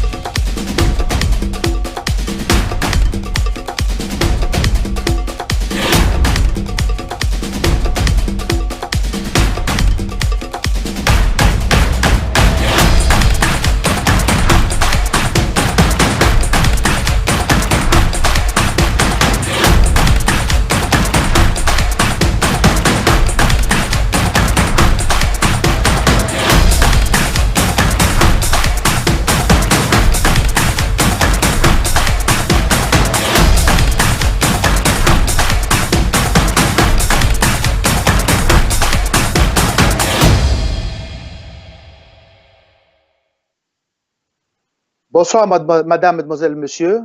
Nous voici sur Afriquetoday TV dans l'émission de l'équipe de dimanche présentée par Coach Fofo, tous les dimanches à partir de 16h30. Oui, ce soir, nous sommes encore assis autour de vous pour vous annoncer et parler du football, parler du soccer, tandis que vous le savez très bien que depuis presque 2 mois que le football des jeunes, le football aux États-Unis, tout a été endommagé par cet virus qui s'appelle le Covid-19. Et ce qui a fait que toutes les activités sportives des jeunes jusqu'au championnat national, jusqu'à MLS, ça a été annulé. Et nous sommes dans la débandante depuis un moment, posant des questions, comment nous pouvons arriver à réengager nos enfants, les joueurs, de manière à rester en activité jusqu'à le jour où on va nous dire que vous êtes prêts ou cette maladie va être un peu éradiquée pour que nous puissions sortir dehors pour continuer nos activités. Donc ce soir, nous allons développer le point comment sauver le sport de la jeunesse. Comment sauver le sport de la jeunesse, how to save the youth sport. C'est dans ce débat que nous allons nous aventurer ce soir et nous allons aussi trouver les moyens de vous donner plus de clarification sur tout ce qui va se passer dans les semaines à venir. Et sachant que dans notre État, le Maryland, le gouverneur vient de réindiquer, prolonger l'arrêt de des écoles jusqu'au 15 mai, ce qui fait que les enfants vont rester encore à peu près un mois à la maison sans rien faire. Donc, vu que l'organisation qui gouverne le football en Maryland s'appelle MSYC, Maryland Soccer Youth Soccer Association, avec qui nous faisons des réunions toutes les semaines pour avoir plus d'informations et donner à nos parents et les informer sur tout ce qui se passe autour du ballon rond. Et ce soir, dans l'émission de l'équipe du dimanche, cette émission que vous pouvez regarder sur YouTube, sur Instagram, Twitter et spécialement sur le www.afriquetoday.com pour vous informer et regarder et être au précieux au diamant pour savoir tout ce qui se passe autour de nous pour le sport de la jeunesse. Oui, comme vous le savez, le Covid-19 a bien beau déranger le sport de masse, le sport de la jeunesse, et notre saison de printemps qui devait commencer depuis le 29 mars, le 28 et 29 mars, a été annulée. Et surtout l'étendue des États-Unis de l'Amérique, tous les sports, toutes les activités de dehors, même en première division, comme le MSL, toutes ces activités sportives, même dans les gymnases comme le basketball, le volley, le baseball, tout a été annulé à cause de ces vilaines maladies. Elle s'appelle Covid-19, coronavirus, qui est en train de secouer le monde entier. Mais nous sommes confinés, nous sommes dans la maison, nous ne sortons pas, les enfants ne vont pas à l'école, il n'y a pas de travail, les parents sont restés à la maison, nous sommes là et nous trouvons des mesures, comment réengager les enfants à partir des petits espaces, à partir de ceux qui ont de l'espace dans leur maison, ceux qui ont de backyard, pour pouvoir que les enfants puissent continuer à toucher le ballon pour ne pas perdre la forme. Donc, à SIDA, qu'est-ce que nous avons décidé de faire? Nous avons décidé à tous les entraîneurs qui s'occupent de chaque catégorie, nous utilisons des plateformes qu'on appelle le média, le social media, spécial multimédia, pour pouvoir maintenant intégrer dans le football, tant que nous sommes à la maison, que les enfants sont empêchés d'être en groupe pour pouvoir s'entraîner. Donc, nous cherchons maintenant à des moyens techniques et technologiques pour pouvoir renforcer les enfants, les activités des enfants directement de leur maison ou de leur jardin ou de leur backyard. Donc, nous avons demandé aux entraîneurs de SIDA chaque semaine d'envoyer sur la plateforme de Team Snap, d'envoyer une séquence d'entraînement avec des vidéos que les parents poussent les enfants à toucher le ballon et à rester en forme avant que nous trouvons où le temps nous donne les possibilités de sortir dehors pour reprendre nos activités. Et là où je vous parle, nous savons que nous ne toucherons pas le terrain peut-être vers le mois de juin, pratiquement. Et le corps qui gouverne le football dans notre canté demande que tout va être changé parce qu'on n'aura pas le temps de tout refaire. Donc, ils sont en train de prendre d'autres dispositions pour que quand l'été arrive, les activités puissent continuer, mais d'une autre manière. Donc, nous sommes dans le sujet et nous sommes dans l'attente de recevoir des messages pour vous informer, vous qui sont nos parents, vous qui sont nos tuteurs, vous qui ont inscrit vos enfants sur nous, afin que nous puissions vous donner des informations pour que tout le monde soit prêt avant que toutes les activités recommencent.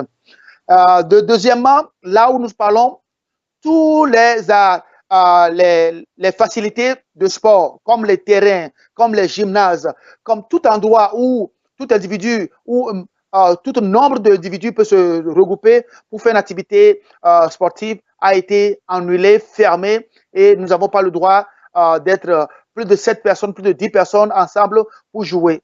L'État a donné des décisions et des mesures très draconiennes. Si on voit des groupes de personnes qui se rassemblent en train de faire quelque chose dehors en ce moment, vous allez être vraiment réprimé. On peut vous mettre en prison et on peut vous donner des sanctions. C'est pour cela que nous continuons à donner des informations à nos parents, puisqu'ils suivre toutes ces règles et surtout ce que l'État est en train de mettre en place comme disposition, afin de ne pas être contaminé et afin de ne pas amener cette maladie dans vos maisons.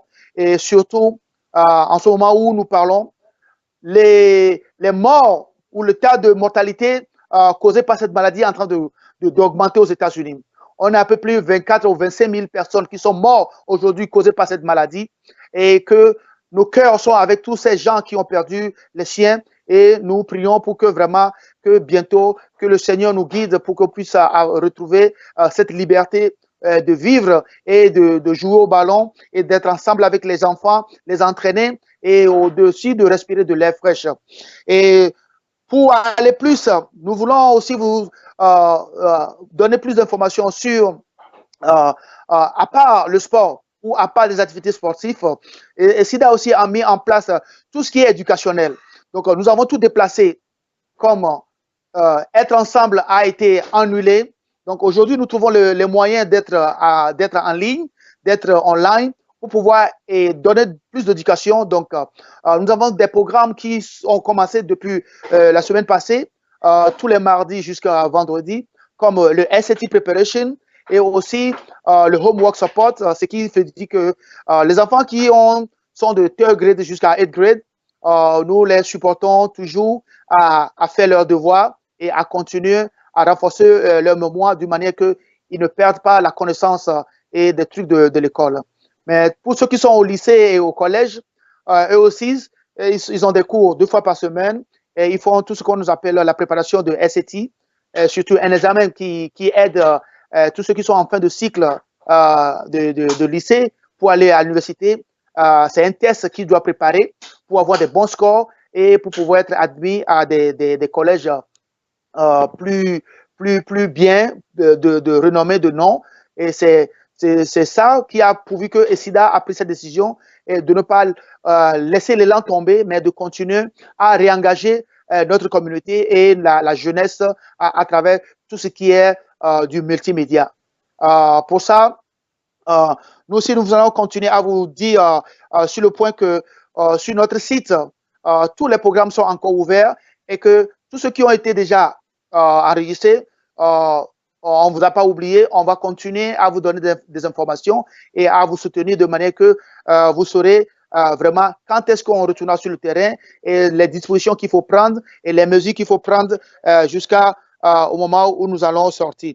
Donc, pour l'instant, oui, nous voulons aussi parler de l'efficacité de tout ce que le social media est rentré, ou bien la technologie, si on veut le dire, est rentrée dans le sport aujourd'hui. Et vu que nous ne pouvons pas vraiment sortir dehors pour pouvoir pratiquer ce sport, donc il y a eu des gens de bonne conscience qui ont pu trouver l'idée de rassembler les enfants sur tout ce qui est social media comme le Zoom, le Skype ou le Ring Central, toutes ces plateformes qui nous donnent la possibilité de continuer à nous connecter avec nos enfants ou d'autres clubs à connecter avec leurs joueurs et de manière pour continuer à leur parler aussi, à leur donner tout ce qui est advice, tout ce qui est avertissement de manière à continuer à toucher le ballon parce que on sait bien que si les enfants restent sans toucher le ballon, sans faire pas du sport, soit ils sont à la maison, ils mangent, ils prendront du poids.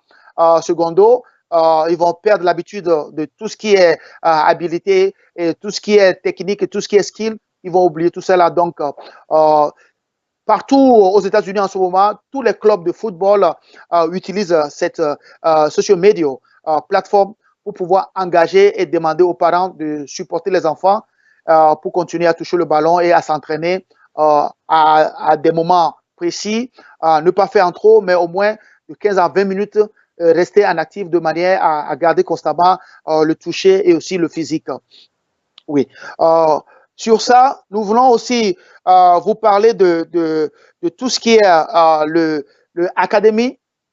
Le MLS aussi vient de prendre la tête de Youth Elite Soccer Development Academy.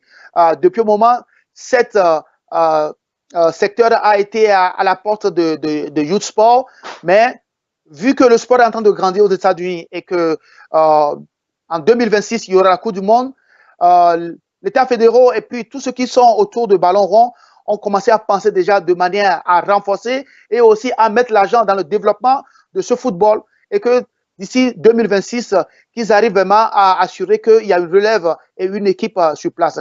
Donc, depuis la semaine passée, après réunion sur réunion, le MLS vient de prendre la tête de ce programme qui est le Youth Development Academy, donc qui va se maintenant diriger dans tous les centres de formation, vers tous les clubs et les académies, de manière à tourner, à regarder la façon dont on entraînait les enfants, à mettre plus d'accent sur le développement, à mettre accent plus sur tout ce qui est technique et tactique, de manière que le football change de sa face aux États-Unis.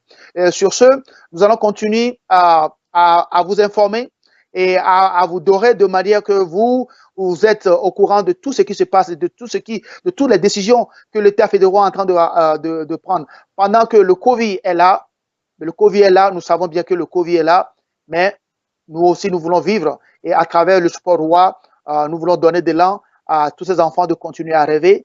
Et enfin que d'ici quelques mois, nous trouvons le plaisir de retrouver le terrain et enfin de bien continuer à s'entraîner pour l'été et voir que les beaux jours qui viendront nous donnent aussi notre aspect de continuer à aimer et à rouler ce ballon rond. Comme vous le savez, nous sommes en direct sur Afriquetoday TV.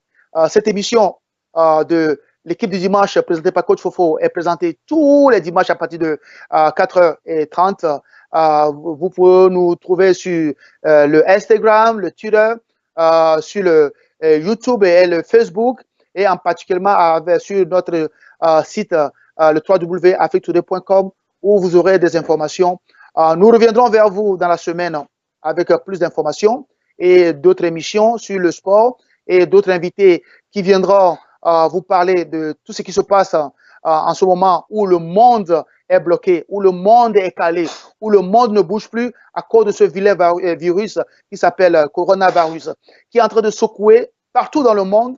Et il n'y a pas qu'aux États-Unis que nous sommes embêtés, c'est partout dans le monde, mais nous trouvons des moyens pour régorger et surpasser toutes ces difficultés et de faire de manière que les enfants qui sont restés à la maison soient plus en contact avec le football, soient en contact avec les activités sportives à travers les biais de sociaux médias, le digital que nous utilisons en ce moment parce que nous ne pouvons plus rester ensemble ou rester dans un groupe de plus de 7 personnes pour s'entraîner et pour éviter la propagande de cette contamination de virus aux uns aux autres.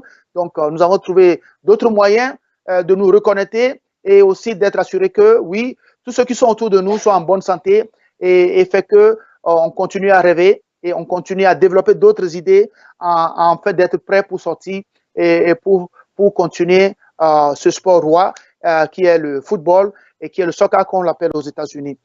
Sur ce, nous allons prendre un petit repos et nous reviendrons vers vous. Merci et merci à nos éditeurs.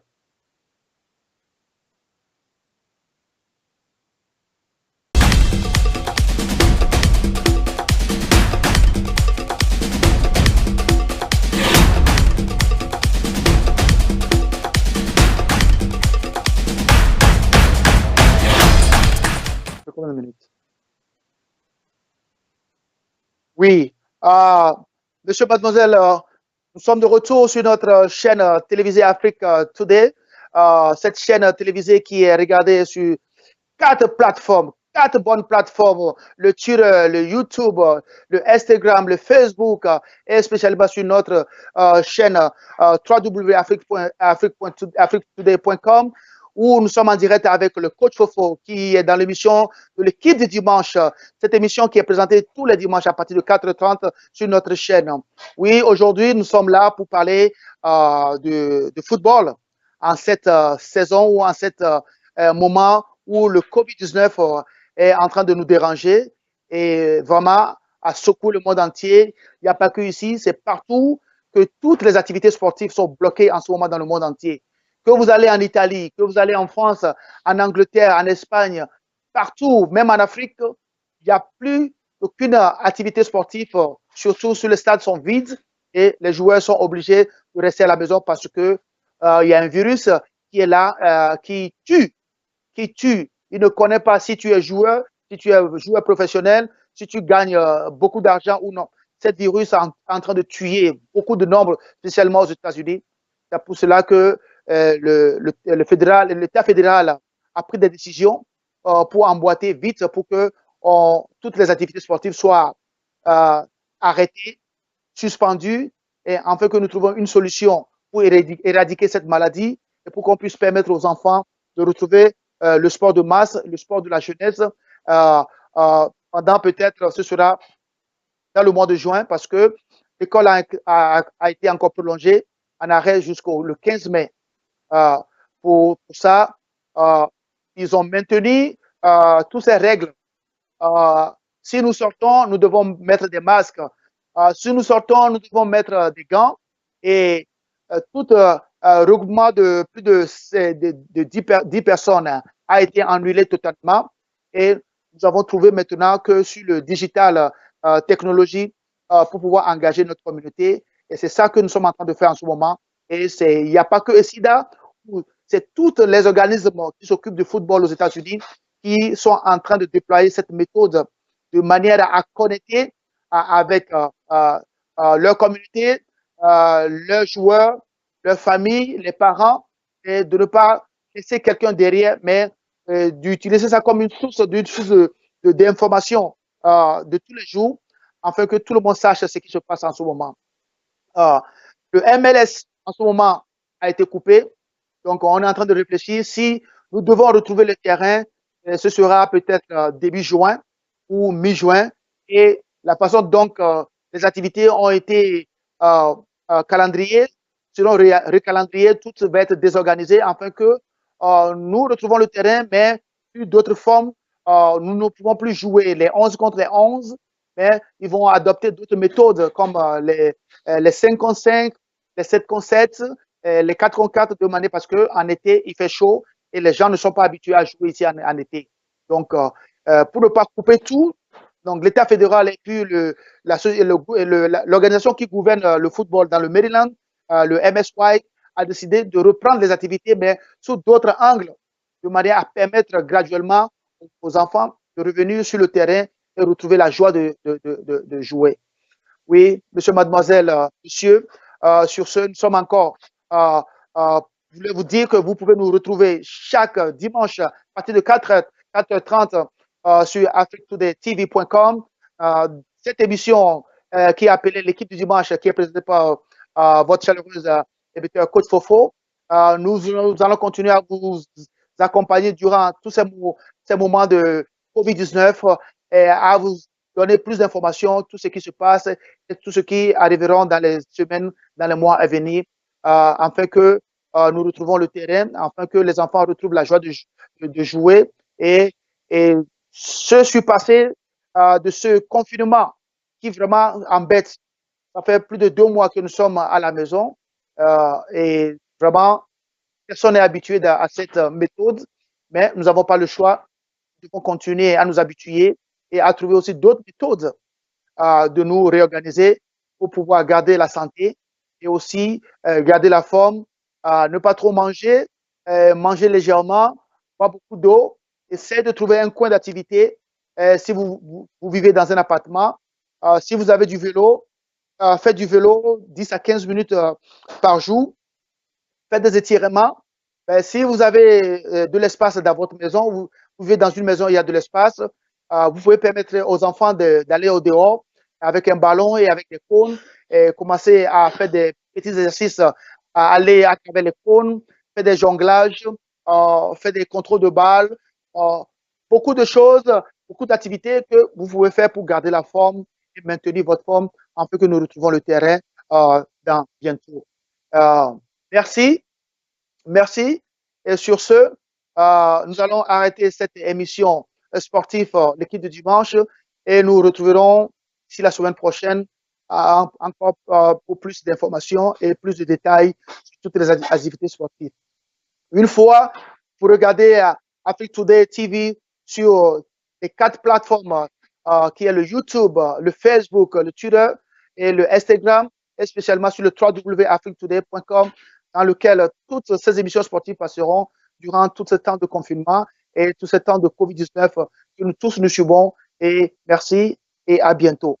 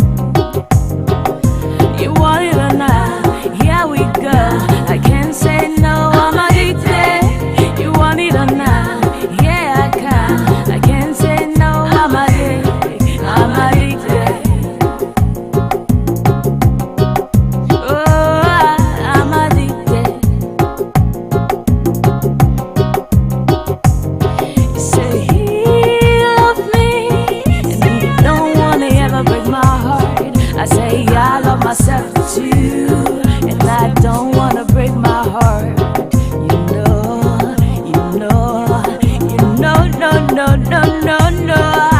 You want it or not? Yeah, I can.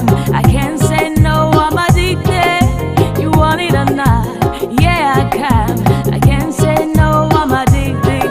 I'm addicted.